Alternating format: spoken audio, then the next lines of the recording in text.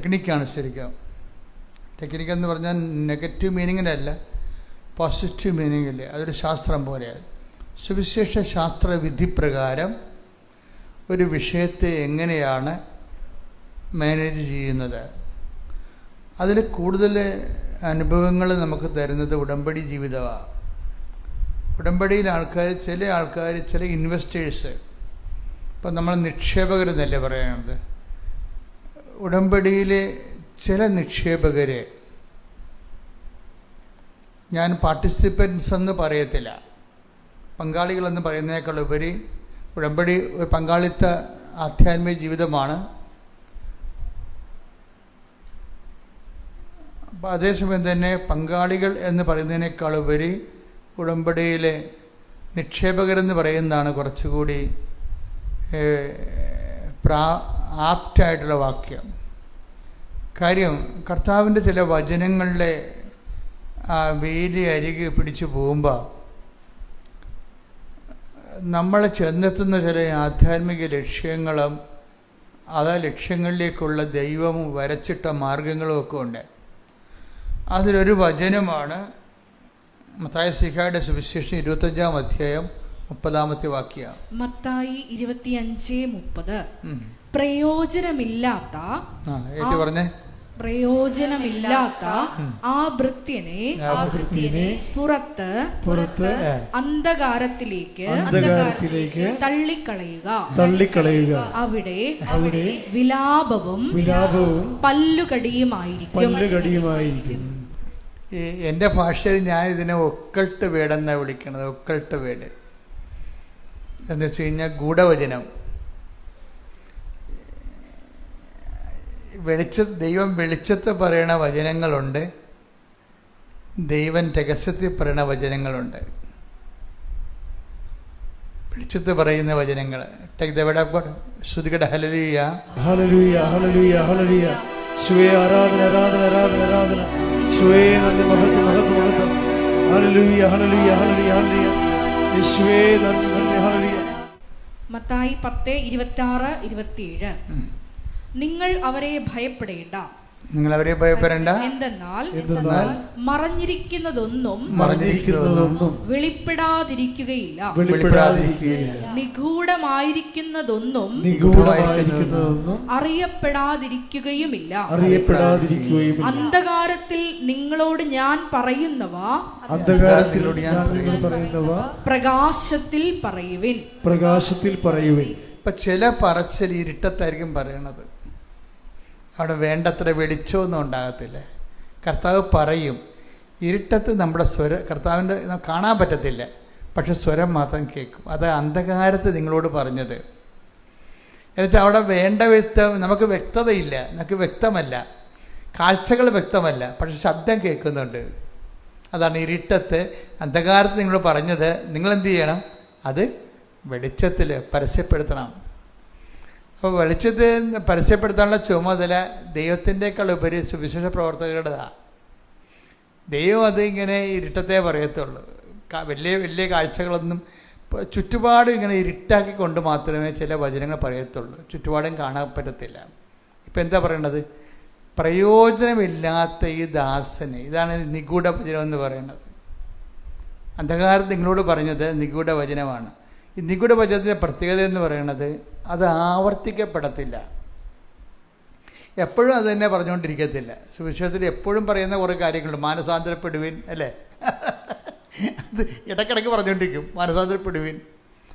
ഇത് പക്ഷേ ചില കാര്യങ്ങൾ വല്ലപ്പോഴും കൂടി ഒന്ന് പറയും, പക്ഷെ ചുറ്റുവട്ടങ്ങൾ കാണിക്കത്തില്ല.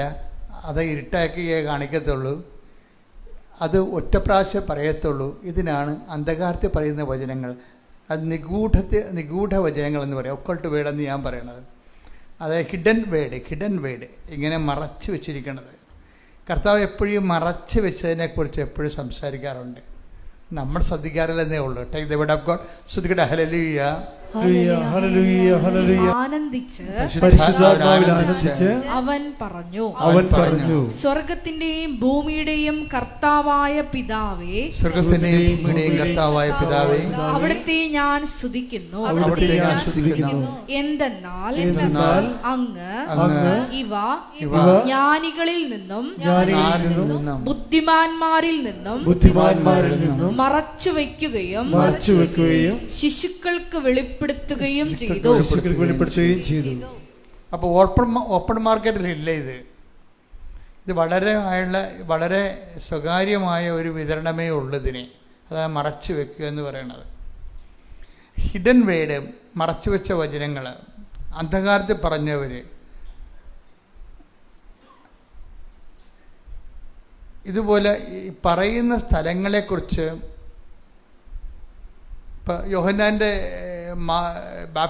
ബാപ്റ്റിസ്റ്റിനെ കുറിച്ച്, ജോൺ ദി ബാപ്റ്റിസ്റ്റിനെ കുറിച്ച് പറയുന്നത് അന്ധകാരത്തിൽ പറഞ്ഞ വചനമൊന്നല്ല, മരുഭൂമി പറഞ്ഞ വചനമെന്നാണ്. വചനമൊക്കെ ഈ മഞ്ഞ വിരിഞ്ഞ പൂക്കളെന്ന് പറയുന്ന പോലെ അത് എവിടെ വിരിഞ്ഞു എന്നുള്ളതാണ് അതിൻ്റെ ദൗത്യം എന്ന് പറയണത്. എവിടെയാണ് വിരിഞ്ഞത്, അതാണ് അതിൻ്റെ ഒരു സാഹചര്യം എന്ന് പറയുന്നത്. ഇപ്പം നമ്മൾ പറയുന്ന വചനം ഇതുപോലെ ഒരു ഹിഡൻ വേർഡാണ്. എന്താണ്? എപ്പോഴും പറയത്തില്ല. മാനസാന്തരപ്പെടുവിൻ, പശ്ചാത്തപിക്കുവിൻ, ജാഗരൂകരായി. ഇപ്പം ജാഗരൂകരായിരിക്കുവിൻ എന്ന് പറഞ്ഞ് 17 പ്രാവശ്യം പറഞ്ഞിട്ടുണ്ട്. കർത്താവിൻ്റെ വചനത്തിൽ എല്ലാവരോടും പറയും ഒരുങ്ങിയിരിക്കുവിൻ, തയ്യാറായിരിക്കുവിൻ, ജാഗരൂകരായിരിക്കുവിൻ. അങ്ങനെ 17 പ്രാവശ്യം പറഞ്ഞിട്ടുണ്ട്. പക്ഷേ ഈ പ്രയോജനമില്ലാത്ത ദാസനെ എൻ്റെ മുന്നിൽ നിന്ന് എടുത്തുകൊണ്ട് പോകാൻ പറയത്തില്ല. അതൊന്ന് പ്രാവശ്യം പറയത്തില്ല. ഇതാണ് ഹിഡൻ വേടെന്ന് പറയണത്. പ്രയോജനമില്ലാത്ത ദാസനെന്നൊക്കെ വിളിക്കും, ഒരു കുഴപ്പമില്ല. വളരെ ആഘോഷമായിട്ട്, വളരെ മാന്യതയോടും മാനേഴ്സൊക്കെ അനുസരിച്ച് ദാസനെന്നൊക്കെ വിളിക്കും. ദൈവത്തിന് ഇഷ്ടപ്പെട്ടൊരു വിളിയാണ് ദാസൻ. പക്ഷേ വിളിക്കുക എന്താണ്? ഈ ദാസന്മാരിൽ തന്നെ പ്രയോജനമില്ലാത്ത ഈ സംഭവത്തെ എടുത്തുകൊണ്ട് പോകാൻ പറയും എൻ്റെ മുമ്പിൽ നിന്ന്. അതത്ര നിസ്സാരമായിട്ടുള്ള പറച്ചിലല്ല, ഇത്തിരി കൂടിയ പറച്ചിലാണ്. പ്രയോജനമില്ലാത്ത ദാസനെ എടുത്തുകൊണ്ട് പോകാൻ എൻ്റെ മുമ്പിൽ നിന്ന്. ഒന്നൂടെ വായിച്ചത് 25:30 മത്തായിയുടെ സുവിശേഷം. ശ്രുതികട്ടെ. ഹല്ലേലൂയ, ഹല്ലേലൂയ, ഹല്ലേലൂയ, ഹല്ലേലൂയ. യേശുവേ നന്ദി. ഹല്ലേലൂയ. മത്തായി 25:30 പ്രയോജനമില്ലാത്ത ആ ഭൃത്യനെ പുറത്ത് അന്ധകാരത്തിലേക്ക് തള്ളിക്കളയുക. അവിടെ വിലാപവും പല്ലുകടിയുമായിരിക്കും. ഇപ്പം ദൈവം കുറച്ച് നാളൊക്കെ നിങ്ങളുടെ വർക്കൗട്ട് ചെയ്ത് നോക്കും. ദൈവത്തിൻ്റെ രീതി അതാണ്. കുറച്ച് നാളിൽ നന്നാകാൻ പറ്റുമോ എന്നൊക്കെ നോക്കും. നന്നാകാൻ പറ്റുന്നില്ലെങ്കിൽ വലിച്ചെറിഞ്ഞ് ദൂരെ കളയും. എന്താ പ്രശ്നം വെച്ച് കഴിഞ്ഞാൽ അതാണ് ഇതിലെ അത്തിമരം വെച്ച് നട്ടുപിടിപ്പിക്കണില്ലേ, കാട്ടത്തിയെ ഒരു മുന്തിരിത്തോട്ടത്തിൽ നട്ടുപിടിപ്പിക്കുകയാണ്. എന്നിട്ട് എല്ലാ കൊല്ലവും വന്നിട്ട് ബലമുണ്ടോ എന്ന് നോക്കും. 3-ാം പക്കവും ബലം കാണുന്നില്ല. പറയും ഇത് വെട്ടി കളയാൻ പറയും. കണ്ട, ആ ഐഡിയ എല്ലാം ഒന്നാണേ. പ്രയോജനമില്ലാത്ത ദാസനെ എടുത്തുകൊണ്ട് പോകാൻ പറയുന്ന ആൾ തന്നെയാണ് അത്തിമരം. Take the bed of God. ശ്രുതികട്ടെ. ഹല്ലേലൂയ, ഹല്ലേലൂയ, ഹല്ലേലൂയ, ഹല്ലേലൂയ. യേശുവേ നന്ദി. ഹല്ലേലൂയ, ഹല്ലേലൂയ, ഹല്ലേലൂയ. യേശുവേ ആരാധന, ആരാധന, ആരാധന. യേശുവേ നന്ദി. മഹത്വം, മഹത്വം, മഹത്വം. ആരാധന, ആരാധന. യേശുവേ ആരാധന, ആരാധന, ആരാധന. സ്നേഹമേ ആരാധന. ലൂക്ക 13:6-7 തിരുവചനങ്ങൾ. ലൂക്ക 13:6-7. അവൻ ഈ ഉപമ പറഞ്ഞു. ഒരുവൻ മുന്തിരിത്തോട്ടത്തിൽ ഒരു അത്തിവൃക്ഷം നട്ടുപിടിപ്പിച്ചു. അതിൽ ഫലമുണ്ടോ എന്ന് നോക്കാൻ അവൻ വന്നു. എന്നാൽ ഒന്നും കണ്ടില്ല. അപ്പോൾ അവൻ കൃഷിക്കാരനോട് പറഞ്ഞു, 3 വർഷമായി ഞാൻ ഈ അത്തിവൃക്ഷത്തിൽ നിന്ന് ഫലം അന്വേഷിച്ചു വരുന്നു, ഒന്നും കാണുന്നില്ല, അത് വെട്ടിക്കളയുക, എന്തിന് നിലം പാഴാക്കണം. വേസ്റ്റ് ജന്മമാണെന്നായി പറയണത്. വേസ്റ്റ് ജന്മമാണെന്ന്, എന്തിന് നിലം പാഴാക്കണമെന്ന്. പ്രയോജനമില്ലാത്ത വ്യക്തിയെ ദൈവം വിളിക്കുന്ന പേരാണ് വേസ്റ്റ് ജന്മമെന്ന്. ഈ സൂക്ഷിച്ച് വേണം കേട്ടോ ഉടമ്പടി പുതുക്കാൻ. ഉടമ്പടി പുതുക്കുന്ന ആൾക്കാരെ അത് ജസ്റ്റിഫൈ ചെയ്യാൻ, നിങ്ങളുടെ പുതുക്കൽ നീതീകരിക്കാൻ ബാധ്യസ്ഥരാണ്. എന്താണ്? കഴിഞ്ഞ ദിവസങ്ങളിൽ ഒരു സാക്ഷ്യം ഉണ്ടായി. അനിത ബേബി തോമസ് എന്ന് പറഞ്ഞ ഒരു മോള് സാക്ഷ്യം പറഞ്ഞു. അനിത ബേബി തോമസ് കഴിഞ്ഞ ദിവസം പറഞ്ഞ സാക്ഷ്യം അപ്പീലുണ്ടേ, നോക്കണേ. അനിത ബേബി തോമസിൻ്റെ പ്രശ്നം, അവളൊരു നിലപാടുകാരിയാണ്. വിശ്വാസികൾക്ക് എപ്പോഴും നിലപാടില്ല എന്നുണ്ടെങ്കിൽ അവർ അവിശ്വാസികളായിട്ടാണ് ദൈവം കാണുന്നത്. വിശ്വാസികൾക്ക് നിലപാടില്ലെങ്കിൽ അവരെ ദൈവം അവിശ്വാസികളായിട്ടാണ് കാണുന്നത്. അനിതയുടെ പ്രശ്നം എന്താ? അനിതയുടെ പ്രശ്നം കുട്ടികളില്ല, വർഷങ്ങളായിട്ട് കുട്ടികളില്ല. അപ്പം അനിതയുടെ നിലപാടെന്താണ്? അനിതയുടെ നിലപാട്, കുട്ടിയെ തരണമെങ്കിൽ കർത്താവ് തന്നെ തരണം, എനിക്ക് മെഡിക്കൽ സയൻസിൽ നിന്ന് കുട്ടികളെ വേണ്ടെന്ന്. അതാണ് നിലപാട്. വിശ്വാസി നിലപാടെടുത്തില്ലെങ്കിൽ അവിശ്വാസിയായിട്ടാണ് ദൈവം കരുതത്തുള്ളൂ. നിങ്ങൾ പറയണത് പപ്പൂതിയാലും പരമൂതിയാലും ഒത്തുകെട്ടാൽ മതി. ആൾക്കാരുടെ ഇതാണ്. മാതാവല്ലെങ്കിൽ അന്തോണി സുബ്രഹ്മണ്യാണ്, നമ്മുടെ മകളെ കെട്ടിച്ചാൽ മതി എന്നുള്ള രീതിയിലാണ്. അതാ നിലപാടല്ലത്. മാതാവല്ലെങ്കിൽ അന്തോണി സുബ്രഹ്മണ്യാണ്. അതുകൊണ്ടാണ് ഇവിടുന്ന് ഉടമ്പടി എടുത്തിട്ട് പിന്നീട് വേറെ ചില നൊവേനയ്ക്ക് എന്തെങ്കിലുമൊക്കെ ആൾക്കാർ പോണത്. ഐ ആം നോട്ട് എഗൻസ്റ്റ് നൊവേന. ഞാൻ പറഞ്ഞത് ചില ആൾക്കാർ തെറ്റിദ്ധരിച്ചു. ഞാൻ പറഞ്ഞ ഇതാണ്, when you are in the covenant ഒരു ക്യാപിറ്റൽ സ്പിരിച്വൽ നറിഷ്മെൻറ്റ് ആൻഡ് ട്രീറ്റ്മെൻറ്റാണ്. അത് ചെയ്യുമ്പോൾ നിങ്ങൾ പിന്നെ വേറെ ഒന്നും ചെയ്യരുത്. കാര്യം നിങ്ങൾ ഒരു മനുഷ്യന് ഈ ഭൂമി ചെയ്യാവുന്നതിൻ്റെ മാക്സിമം ആണത്. Bilateral agreement. ദൈവവും നമ്മളും തമ്മിൽ എടുത്തപ്പോകാത്തൊരു ഭാരം ജീവിതത്തിൽ ഉണ്ടാകുമ്പോൾ ദൈവത്തിനെ കൊണ്ടത് എടുപ്പിക്കാൻ വേണ്ടി ദൈവവും നമ്മളും തമ്മിലൊരു ഉഭയകക്ഷി സമ്മതപ്രകാരമുള്ള ഒരു ബന്ധത്തിൽ ഏർപ്പെട്ടിരിക്കുകയാണ്. പിന്നെ വേറെ എല്ലാം അപ്രസക്തമാണ്. അതിൻ്റെ ഒരു കച്ചും കൈയും കഴിഞ്ഞതിന് ശേഷം വേണം നിങ്ങൾ മറ്റു സ്ഥലത്ത് അലയാൻ. അപ്പോൾ അതുകൊണ്ട് തന്നെ എപ്പോഴും എൻ്റെ സഹോദരങ്ങൾ ശ്രദ്ധിക്കണം, അങ്ങനെയുള്ളത് സ്റ്റോപ്പ് ചെയ്താൽ മാത്രമേ നിങ്ങൾ ഉടമ്പെടുക്കേണ്ട കാര്യമുള്ളൂ. അല്ലെങ്കിൽ നിങ്ങൾ അതിൽ തന്നെ പോകുന്നതാണ് നല്ലത്. I am not against it. അത് സഭയിലുള്ളതല്ലേ, നൊവേനയൊക്കെ സഭയിലുള്ളതല്ലേ. പക്ഷേ in the course of time, കാലം മുന്നോട്ട് പോകുന്നതോടുകൂടി ജീവിതം സങ്കീർണമായപ്പോൾ എന്താ പറ്റിയിരിക്കുന്നത്? ചില വിഷയങ്ങൾ ദൈവം വിഷയത്തെ രണ്ടായിട്ട് തിരിക്കും. എന്താണ്? മെരിറ്റിൽ നടക്കാവുന്ന കാര്യങ്ങളുണ്ട്, മെരിറ്റിൽ നടക്കാൻ പറ്റാത്ത കാര്യങ്ങളുണ്ട്. അതുകൊണ്ടാണ് നോട്ട് ബൈ മെരിറ്റ് എന്ന് പറഞ്ഞ് ഓപ്ഷൻ വെച്ചിരിക്കുന്നത്. നമ്മുടെ യോഗ്യത കൊണ്ട്, കഴിവ് കൊണ്ട്, നമ്മുടെ കപ്പാസിറ്റി കൊണ്ട് നടക്കാവുന്ന കാര്യങ്ങളുണ്ട്. നമുക്ക് എന്ത് കപ്പാസിറ്റി ഉണ്ടായാലും നടക്കാത്ത കാര്യങ്ങളുണ്ട്. ഇപ്പോൾ എന്ത് കപ്പാസിറ്റി നമുക്കുണ്ടായാലും നടക്കാത്ത കാര്യങ്ങളാണ് സ്പേസ് ഓഫ് ഗോഡ് വരണത്. അതിന് ഉടമ്പടി അല്ലാതെ വേറെ ഒരു ബന്ധമില്ല. അത് സിംഗിൾ എഡ്ജായിട്ടുള്ള ഒരു പ്രെയർ എന്ന് പറയുമ്പോൾ എന്താ പ്രശ്നം? അതിന് സിംഗിൾ എഡ്ജേ ഉള്ളൂ. നമ്മളാണ് അതിൻ്റെ ഒരു എഡ്ജ്. ദൈവത്തിനടുത്ത് കേട്ട് അത് ദൈവത്തിൻ്റെ കാര്യമാണ്. നമ്മുടെ പ്രാർത്ഥനയ്ക്കുള്ള പ്രശ്നം എന്താണ്? ദൈവം കേട്ടില്ലെങ്കിൽ വലിയ കുഴപ്പമൊന്നുമില്ല. പല സംഭവത്തിനും കേൾക്കത്തില്ലെന്ന് പറഞ്ഞിട്ടുണ്ട്. പല സമയത്തും പ്രെയർ കേൾക്കത്തില്ലെന്ന് പച്ചക്ക് നമ്മുടെ മുഖത്ത് നോക്കി പറഞ്ഞിട്ടുണ്ട്. നിൻ്റെ ധൂപം എടുത്തുകൊണ്ട് പോയതിൻ്റെ മുമ്പിൽ നിന്ന് ഐ ഡോണ്ട് വാണ്ട് ഇറ്റ് എന്ന് ഇല്ലേ? ഏട്ടാ ശ്രുതിയുടെ ഹല്ലേലൂയ. നിങ്ങൾ കരങ്ങൾ ഉയർത്തുമ്പോൾ ഞാൻ നിങ്ങളിൽ നിന്ന് മുഖം മറയ്ക്കും. നിങ്ങൾ എത്ര പ്രാർത്ഥിച്ചാലും ഞാൻ കേൾക്കുകയില്ല. നിങ്ങളുടെ കരങ്ങൾ രക്തപങ്കിലമാണ്. അപ്പൊ ഇങ്ങനെ ഈ പ്രാർത്ഥനയ്ക്ക് ഇങ്ങനെ ഒരു സിറ്റുവേഷൻസ് ഉണ്ടാകും.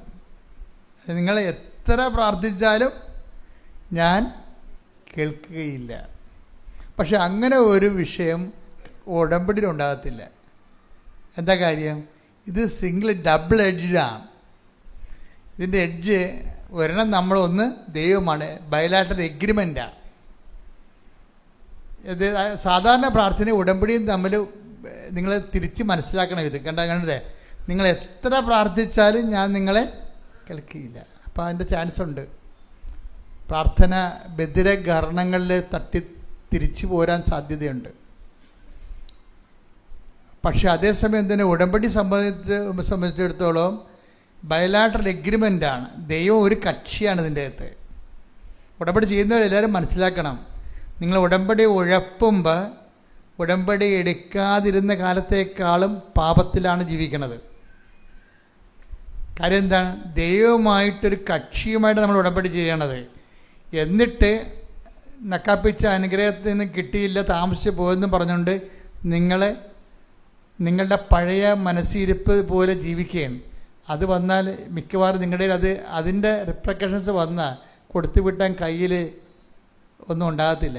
കാര്യം അത് എങ്ങനെ കൊടുത്തു വിടുമെന്ന് എനിക്ക് പോലും നിശ്ചയമില്ല. ഉടമ്പടി ഉഴപ്പാതിരിക്കാൻ പ്രത്യേകം ശ്രദ്ധിക്കണം. കാര്യം ഉടമ്പടി എന്ന് പറയുമ്പോൾ തന്നെ ജീവിച്ച് വളരാൻ വേണ്ടിയാണ് അതിൻ്റെ അകത്ത് മുഴുവനുമുള്ള ആ ഡിസൈനെല്ലാം അങ്ങനെയാണ്. എന്നിട്ട് നിങ്ങൾ ജീവിച്ച് തളരുമ്പോൾ നിങ്ങളൊരു വല്ലാത്ത തളർച്ചയിലേക്കാണ് പോണത്. ഉടമ്പടി ജീവിച്ച് വളരുകയാണ് ചെയ്യണത്. പക്ഷേ മൂന്നാമത്തെ ഉടമ്പടി പുതുക്കിയിട്ട് ആദ്യത്തെ ഉടമ്പടി ഉശിരി നിങ്ങൾക്കില്ല എന്നുണ്ടെങ്കിൽ നിങ്ങൾ എന്തോ അവതാളത്തിലാണെന്ന് ഞാൻ പറയത്തുള്ളൂ. കാര്യം അത് ആരുടെയും കുഴപ്പമില്ല, നിങ്ങളുടെ നേച്ചർ ആണ്, നിങ്ങളുടെ സ്വഭാവം ഇങ്ങനെയാണ്. പണ്ട് പോലെ ദൈവത്തിൽ നിന്ന് വല്ലതും കിട്ടിയാൽ മാത്രമേ ദൈവത്തിന് മുമ്പ് വാലാട്ടിക്കൊണ്ട് നിൽക്കത്തുള്ളൂ. അല്ലെങ്കിൽ അടുത്ത വീട്ടിൽ പോയി ചില പട്ടികൾ കഴിക്കത്തില്ലേ, അതുപോലെ ചെയ്യും നിങ്ങൾ മനുഷ്യർ. അപ്പം അത് നിങ്ങളുടെ കുഴപ്പമാണ്. നിങ്ങളുടെ സ്വഭാവം പണ്ടേ അങ്ങനെയായിരുന്നു. അനുഗ്രഹത്തിന് വേണ്ടി മാത്രം ദൈവത്തിൻ്റെ മുമ്പിൽ നിൽക്കുകയും ദൈവത്തിന് വിലയില്ലാതിരിക്കുകയും ചെയ്യുന്ന ഒരു കെട്ട ജീവിതമുണ്ട്. ആ ജീവിതത്തോട് എന്നേക്കും ബൈ പറയാൻ പോകുമ്പോൾ മാത്രമേ നമുക്ക് ഉടമ്പടി എടുക്കാനുള്ള പ്രാഥമിക യോഗ്യത കിട്ടത്തുള്ളൂ. പ്രാർത്ഥിക്കുക, കർത്താവായ ദൈവമേ, ഉടമ്പടി എടുത്ത് വളരുന്നതിന് പകരം ഉടമ്പടി എടുത്ത് തളർന്നു കഴിഞ്ഞാൽ ആ തളർച്ച വല്ലാത്ത തളർച്ചയായിരിക്കും എന്നുള്ള സുവിശേഷ അറിവ് പകർന്നതിന് നന്ദി പറയുന്നു. എന്റെ കർത്താവേ, എന്റെ ജീവിതത്തിലെ ഉടമ്പടി ജീവിതത്തിലെ വന്നു പോയിട്ടുള്ള തളർച്ചകളെ ഓർത്തുകൊണ്ട് ഞാനങ്ങോട്ട് മാപ്പ് ചോദിക്കുന്നു. എന്റെ കർത്താവേ, കൃപാസനത്തറയിലെ പ്രത്യക്ഷപ്പെട്ടുകൊണ്ട് ഗ്രന്ഥമുണ്ടാകാൻ പോകുന്നു പ്രാർത്ഥിക്കണമെന്ന് പറഞ്ഞ പരിശുദ്ധ അമ്മയുടെ മധ്യസ്ഥത യാചിക്കുന്നു. എന്റെ അരൂപിയെ കഴിയുമ്പോൾ നിങ്ങൾ ശ്രദ്ധിക്കേണ്ട കാര്യം, വളരെ സൂക്ഷ്മതയുള്ളവരായിരിക്കണം എല്ലാ വിഷയത്തിനും. സൂക്ഷ്മത ദൈവം നിങ്ങൾക്കൊരു സൂക്ഷ്മത തരും. അത് ദൈവം നമ്മളെ സപ്പോർട്ട് ചെയ്തു. ഇപ്പം നമ്മൾ ചിലപ്പോൾ വിചാരിക്കുന്ന അനുഗ്രഹം കിട്ടാത്തതിൻ്റെ പേരിൽ അല്പം തണുത്തു പോയാലും ദൈവം തണുക്കത്തില്ല. അതെപ്പോൾ എൻ്റെ മക്കൾ മനസ്സിലാക്കണം. ഇപ്പം നമുക്ക് ഈ കൂട്ടുകാരെല്ലാം കല്യാണം കഴിച്ച് അവരെല്ലാം ജോലിയൊക്കെ ആയി കഴിയുമ്പോൾ നമ്മുടെ ചിലപ്പോൾ തണുത്തു പോകും. തണുത്തു പോകാനുള്ള സാധ്യതയുണ്ടേ. പക്ഷെ ദൈവം തണുക്കത്തില്ല. തണുത്തു പോകുമെന്ന് പറഞ്ഞാൽ ഇപ്പോൾ അധർമ്മം വർദ്ധിക്കുന്നതിനാൽ സ്നേഹം തണുത്തു പോകും. Take the bid effort. ശ്രുതിക്കട്ടെ ഹല്ലേലൂയ,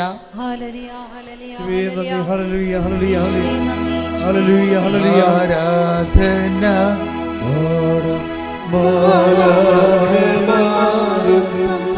ജീവൻ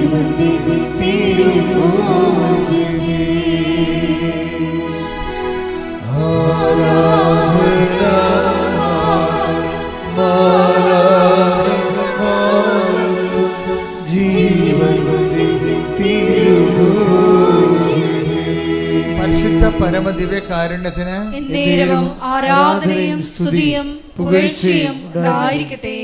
മത്തായി 24:12. അധർമ്മം വർദ്ധിക്കുന്നതിനാൽ പലരുടെയും സ്നേഹം തണുത്തുപോകും. ഇങ്ങനെ ഒരു പ്രതിഭാസം ഉണ്ട് നമ്മുടെ വീട്ടിൽ തന്നെ. ഇപ്പം നമ്മൾ തന്നെ ആയിരിക്കണം നിർബന്ധമില്ല.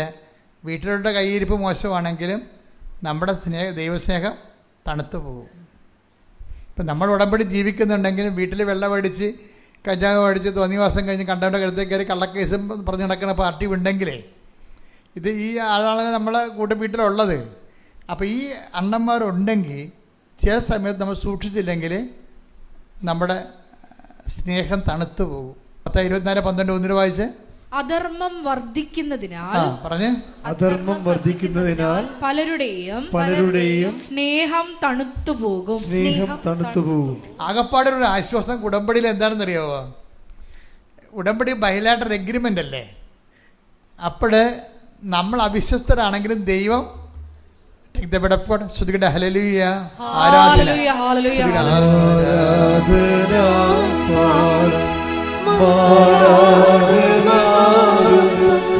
ജീവൻ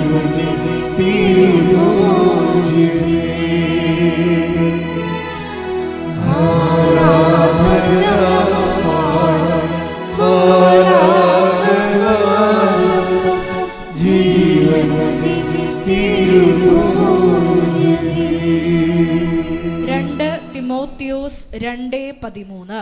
2 തിമോത്തി 2:13. നാം അവിശ്വസ്തരായിരുന്നാലും അവൻ വിശ്വസ്തനായിരിക്കും. എന്തെന്നാൽ ഒന്നിരി പറഞ്ഞേ, നാം അവിശ്വസ്തരായിരുന്നാലും അവിടുന്ന് വിശ്വസ്തനായിരിക്കും. നാം അവിശ്വസ്തരായിരുന്നാലും അവിടുന്ന് വിശ്വസ്തനായിരിക്കും. അത് കേൾക്കുമ്പോൾ ഒരു സന്തോഷം തോന്നുന്നില്ലേ? ഒന്ന് കൈയടിച്ചേ.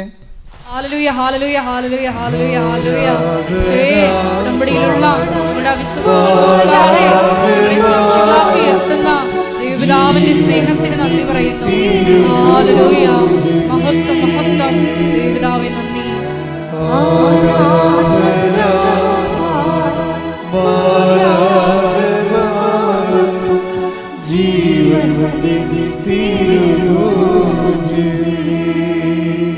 ഈ വചനത്തിൻ്റെ കൂടെയാണ് നമ്മൾ മത്തായി 24:12 കൂട്ടിവെക്കേണ്ടത്. എന്താണ്? അതായത് അധർമ്മം വർദ്ധിക്കുന്നതിനാൽ സ്നേഹം തണുത്തു പോകും. ഇപ്പം എന്താ പറയണത്? നിങ്ങൾ അവിശ്വസ്തരായിരുന്നാലും ദൈവം വിശ്വസ്തനായിരിക്കും. അതിൽ ഡ്രോ ചെയ്യുന്ന കൺക്ലൂഷൻസ് എന്താണ്? നമ്മൾ ദൈവസ്നേഹത്തിൽ തണുത്തു പോയാലും ദൈവത്തിന് തണുപ്പില്ല. ദൈവം ആദ്യം ഉണ്ടായിരുന്ന അതേ ചൂട് തന്നെ നമ്മളോട് വിശ്വസ്ത തന്നെ നമ്മോട് കാണിച്ചുകൊണ്ടിരിക്കും. കൈയടിക്കട്ടെ.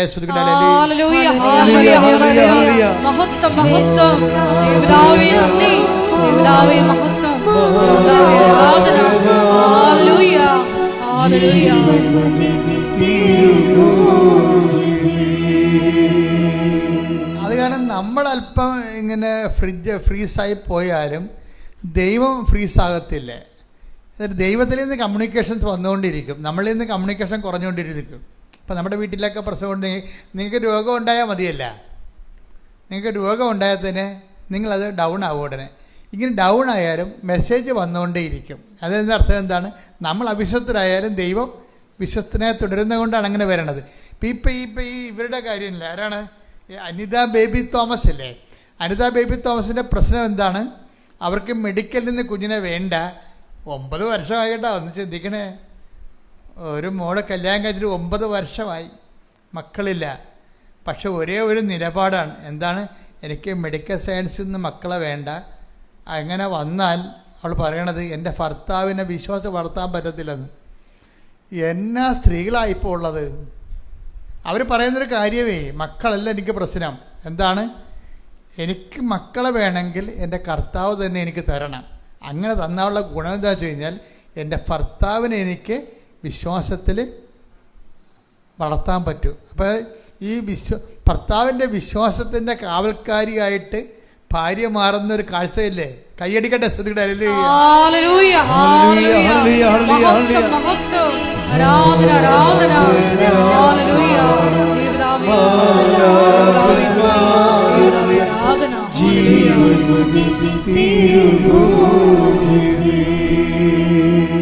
പരിശുദ്ധ പരമദിവ്യകാരുണ്യത്തിന് ഇനി ഈ വൈഫിൻ്റെ ഒരു വളർച്ച കണ്ടില്ലേ? എന്താണ്?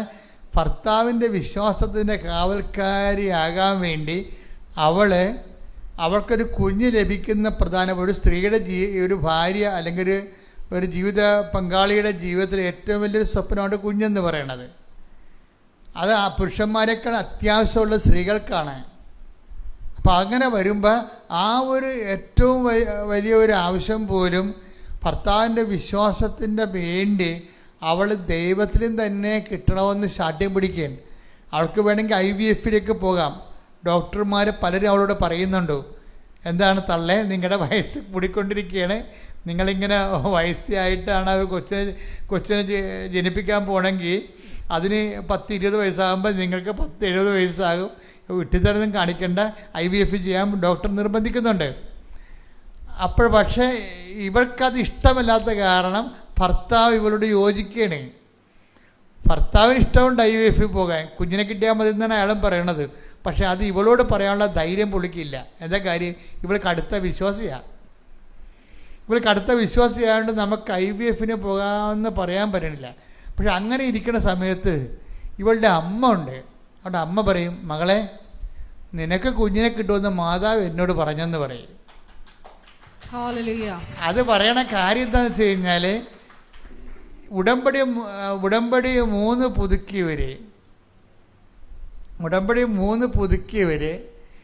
പുതുക്കി കഴിഞ്ഞിട്ടും കുഞ്ഞുങ്ങളില്ലാത്ത കാരണം, പിന്നെ ഡോക്ടർ ഇങ്ങനെ IVF നിർബന്ധിക്കുന്ന കാരണം ഇവളൊരു വല്ലാത്തൊരവസ്ഥയിലാണ്. നിങ്ങളെല്ലാവരും അനുഭവിക്കുന്ന പ്രശ്നമാണ് ഇത്.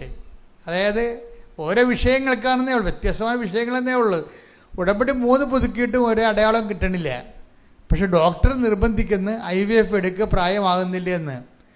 അപ്പോൾ ഇവള് ഉടമ്പടിയിൽ അല്പം ഒന്ന് പറഞ്ഞ തണുത്ത് അല്ല, അങ്ങനെ ഡോക്ടർ നിർബന്ധിക്കുന്നു, ഹസ്ബൻഡ് നിർബന്ധിക്കുന്നു. ഇവളുടെ കോഴ്സിന് ഇവൾ മാത്രമേ ഉള്ളൂ, സപ്പോർട്ടില്ല. ഹസ്ബൻഡിൻ്റെ സപ്പോർട്ടില്ല. സപ്പോർട്ട് എന്താണ് വെച്ചാൽ അയാൾക്ക് IVF എടുക്കണം എന്നുള്ളതാണ് അദ്ദേഹത്തിൻ്റെ സപ്പോർട്ട്, മെഡിക്കലിൽ പോകണമെന്നുള്ളതാണ്. അപ്പോൾ ഇവളുടെ നിലപാടിന് ഇവൾ മാത്രമേ സപ്പോർട്ടുള്ളൂ. പിന്നെ ദൈവവും, ആ ദൈവമാണെങ്കിൽ മിണ്ടണേ ഇല്ല. അതാണ് നമ്മൾ ഒറ്റയ്ക്ക് നമ്മുടെ വിശ്വാസത്തിന് ചില സമയത്ത് ദൈവം പോലും നമ്മളെ കൈവിട്ടിട്ട് നമ്മൾ ഒറ്റയ്ക്ക് നിൽക്കേണ്ടി വരും. ഇതാണ് ഈ പ്രയോജനമുള്ള ദാസനെന്ന് പറയുന്നത്. കണ്ടാ, ഒരു വ്യക്തി ദൈവതിരുസന്നിധിയിൽ ഉടമ്പടിയെടുത്ത് ഒറ്റക്കായി പോകണം കണ്ടില്ലേ? എന്നിട്ടും വിട്ടുകൊടുക്കത്തില്ല ഇവള്. പക്ഷെ ഒരു ദിവസം ഇവള് പൊട്ടിക്കരയും. പൊട്ടിക്കരണെന്ന് വെച്ച് കഴിഞ്ഞാൽ ഭർത്താവ് പറയും, എടി പറയുകൊണ്ടൊന്നും നീ വിഷമിക്കരുത്, വിഷമിക്കാൻ പറയണല്ല, ഒക്കെ പ്രായമാകുകയാണ്, വല്ലാത്ത ഒരു പോക്കാണ് ഈ പോണത്. നീ വിശ്വാസത്തിൻ്റെ ഒരു അന്ധതയിൽ പോകുന്നു, നമ്മൾക്ക് ആണെങ്കിൽ കുഞ്ഞിനെ കിട്ടണമില്ല, നമ്മുടെ പ്രായം വല്ലാത്ത രീതിയിലേക്ക് കൂടിക്കൊണ്ടിരിക്കുകയാണ് എന്ന് പറയുമ്പോൾ ദൈവം ഇവളെ കൈവിട്ടെന്ന് ഓർത്തുകൊണ്ട് ഇവളെ പൊട്ടിക്കരയും. എന്നിട്ട് ഇയാൾ പറയും, ചായ എനിക്ക് മെയ് മാസം വരെ ഒരു ഡേറ്റ് തരുമോ? ഇവൾക്ക് എഞ്ചണമുണ്ട്. അതായത് മെയ് മാസം മാതാവിൻ്റെ മാസമാണ്. ആ വിശ്വാസിയുടെ ജീവിതം അങ്ങനെയാണ്. വിശ്വാസിയുടെ ജീവിതമാണ്. അത് ബുദ്ധിയുടെയും യുക്തിയുടെയും ജീവിതമല്ലത്. മെയ് മാസം മാതാവിൻ്റെ മാസമാണ്. മെയ് മാസം കഴിയട്ടെ, മെയ് മാസം ഞാനും അമ്മയും തമ്മിൽ എപ്പോഴെങ്കിലും കണ്ടുമുട്ടും. അവിടെ വിശ്വാസ യാത്ര കണ്ടില്ലേ, ഭയങ്കരമാണ് വാസ്തവത്തിലെ. എന്നിട്ട് ഇവളെ പറയണത്, അതിൻ്റെ ഇടയ്ക്ക് നിങ്ങൾക്കറിയാം, നമ്മുടെ എഡ്ജ്, നമ്മൾ ഉടമ്പടിയിൽ ഇങ്ങനെ തണുത്തു പോയാലും, ഞാൻ എന്താ നിങ്ങളോട് പറഞ്ഞത്, ദൈവം തണുക്കത്തില്ല. കാര്യം എന്താണ്? നമ്മൾ അവിശ്വസ്തരായിരിക്കുമ്പോഴും ദൈവം വിശ്വസ്തനായി തുടരുമെന്ന് വാഗ്ദാനം ഉണ്ടല്ലോ. അതുകൊണ്ട് ദൈവം തണുക്കത്തില്ല, നമ്മളാണ് തണുക്കണത്. ദൈവം തണുക്കാതെ ആ കമ്മ്യൂണിക്കേഷൻ ഉണ്ടായി, ദൈവത്തിൽ നിന്ന് കമ്മ്യൂണിക്കേഷൻ ഉണ്ടായി. പക്ഷേ ഇവൾക്ക് കേൾക്കാനുള്ള ഒരു മാനസികാവസ്ഥ ഇല്ലാത്തത് കൊണ്ട് ഇവളുടെ അമ്മയോട് പറയും, എന്താണ്, 44 ദിവസത്തിനുള്ളിൽ ഈ വിഷയത്തിന് മേൽ ദൈവ തീരുമാനം ഉണ്ടാകുമെന്ന്. അത് ഞാൻ പ്രസംഗത്തിൽ പറഞ്ഞതാണ്. ഉടമ്പടി 3 പുതുക്കിയ ശ്രദ്ധിക്കുക, 44 ദിവസമാണ് നിങ്ങൾക്ക് പറഞ്ഞിരിക്കുന്നത്. 44 ദിവസത്തിനുള്ളിൽ നിങ്ങളുടെ വിഷയത്തിൽ തീരുമാനം ഉണ്ടാകുമെന്ന് കർത്താവ് പറയുന്നെന്ന് ഞാൻ ആരാധന സമയത്ത് പറഞ്ഞിരുന്നു. അത് പറഞ്ഞോടുകൂടി ഈ അമ്മ അപ്പോൾ ഓരോ ഈ സന്ദേശം കിട്ടുമ്പോൾ ഞങ്ങൾക്ക് അറിയാൻ പറ്റും. ചിലപ്പോൾ നിങ്ങളോർക്കും അത് എൻ്റെ കാര്യമല്ലെന്ന്. പക്ഷേ ആ സന്ദേശത്തോട് ബന്ധപ്പെട്ട ആളിന് ദൈവം അടയാളം കൊടുക്കും. അങ്ങനെയാണ് എൻ്റെ സന്ദേശത്തിൻ്റെ പോക്ക്. ഒരു സന്ദേശം പറഞ്ഞ ആൾക്കാരെന്ന് പറഞ്ഞു കഴിഞ്ഞാൽ ആ സന്ദേശത്തിന് ഉടയപ്പെട്ട ആൾക്കാരുണ്ട്, ഉടമസ്ഥരുണ്ട്. അവർക്ക് അതിൻ്റെ കോഡ് കൊടുക്കും. ഇത് നിന്നെക്കുറിച്ചാണ് പറയണതെന്ന്. എനിക്കറിയാൻ പറ്റത്തില്ല അയാളെ, പക്ഷേ ദൈവം അവരോട് പറയും, ഇപ്പം അച്ഛൻ പറഞ്ഞത് ഞാൻ പറഞ്ഞിട്ടാണ് പറയണത്, അത് നിന്നെക്കുറിച്ചാണെന്ന് പറയും.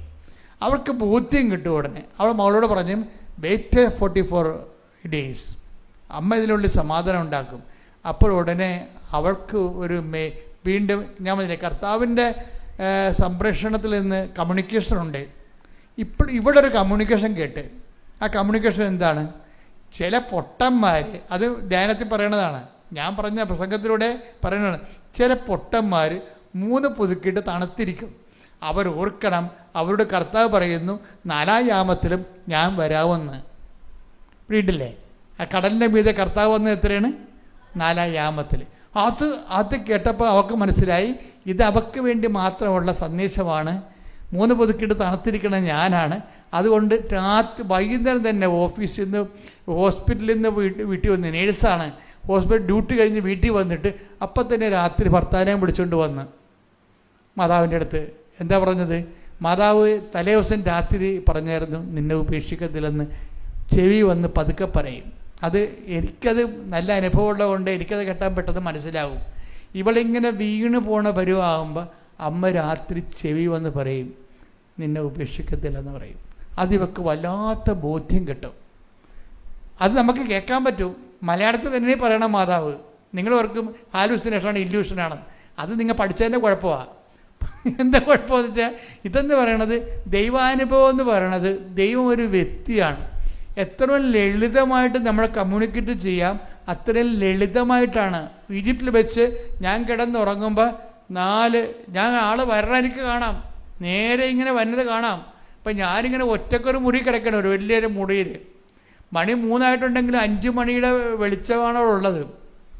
കയറി ഹോട്ടലിൽ കിടക്കുകയാണ്, നാട്ടിലേക്ക് പോകാൻ വേണ്ടി കിടക്കുകയാണ്. അപ്പോഴാണ് 3 പേരും കൊണ്ട് വരുന്നത്. അമ്മയ്ക്ക് നല്ല പൊക്കമുണ്ട്. ആ വരവ് കാണുന്ന രാജകീയമായ വരവാണ് വരുന്നത്. അവരുടെ ഇപ്പോഴത്തെ പൊസിഷൻ എന്ന് പറയുന്നത് വല്ലാത്ത പൊസിഷനാണ്. നമ്മൾ കാണുന്ന മാതാവല്ല, നമുക്കറിയാവുന്ന ഈ കുരിശിൻ ചവിട്ടിയിരിക്കുന്ന മാതാവല്ലേ, ആ മാതാവല്ലേ ഇപ്പോൾ ഉള്ളത്. ആ ഭൂസ്വലോകൻ രാജ്ഞിയായി മുടിതിരിപ്പിക്കപ്പെട്ട മാതാവില്ലേ, അതാണ് ഇപ്പോൾ ഉള്ളത്. അതാണ് അവർ വരണപ്പോൾ കാണാൻ പറ്റും. അവർ വന്നിട്ട് ഈ 4 വിരലെടുത്തിട്ട് വായിലൂടെ ഇങ്ങനെ കുത്തിക്കയറ്റും. അപ്പം അമ്മയുടെ എൻ്റെ തുപ്പൽ അമ്മയുടെ വായി പെട്ടായിരിക്കാൻ വേണ്ടി ഞാനൊരു അർത്ഥനിദ്രയിലാണ് ആ സമയത്ത്. ആളെ കാണാം, ഓർമ്മയുണ്ട്, ബോധമുണ്ട്, സ്വപ്നമല്ലത്. ഞാനിങ്ങനെ കൈ പിടിക്കുമ്പോൾ തുപ്പൽ കൊള്ളാതിരിക്കാൻ വേണ്ടി കൈ പിടിക്കും. അപ്പം എനിക്ക് വിസ്മയമുണ്ട്, പക്ഷേ എനിക്ക് പ്രത്യേകിച്ച് പേടിയൊന്നുമില്ല. കാര്യം എന്തോ ഒരു സംഭവം നടക്കുന്നു എന്നുള്ളതല്ല. ഞാൻ ആ ദിവസങ്ങളിലൊക്കെ 10 ദിവസം രാത്രിയും പോലും കൊന്തയിലിയ ദിവസങ്ങളാണ്.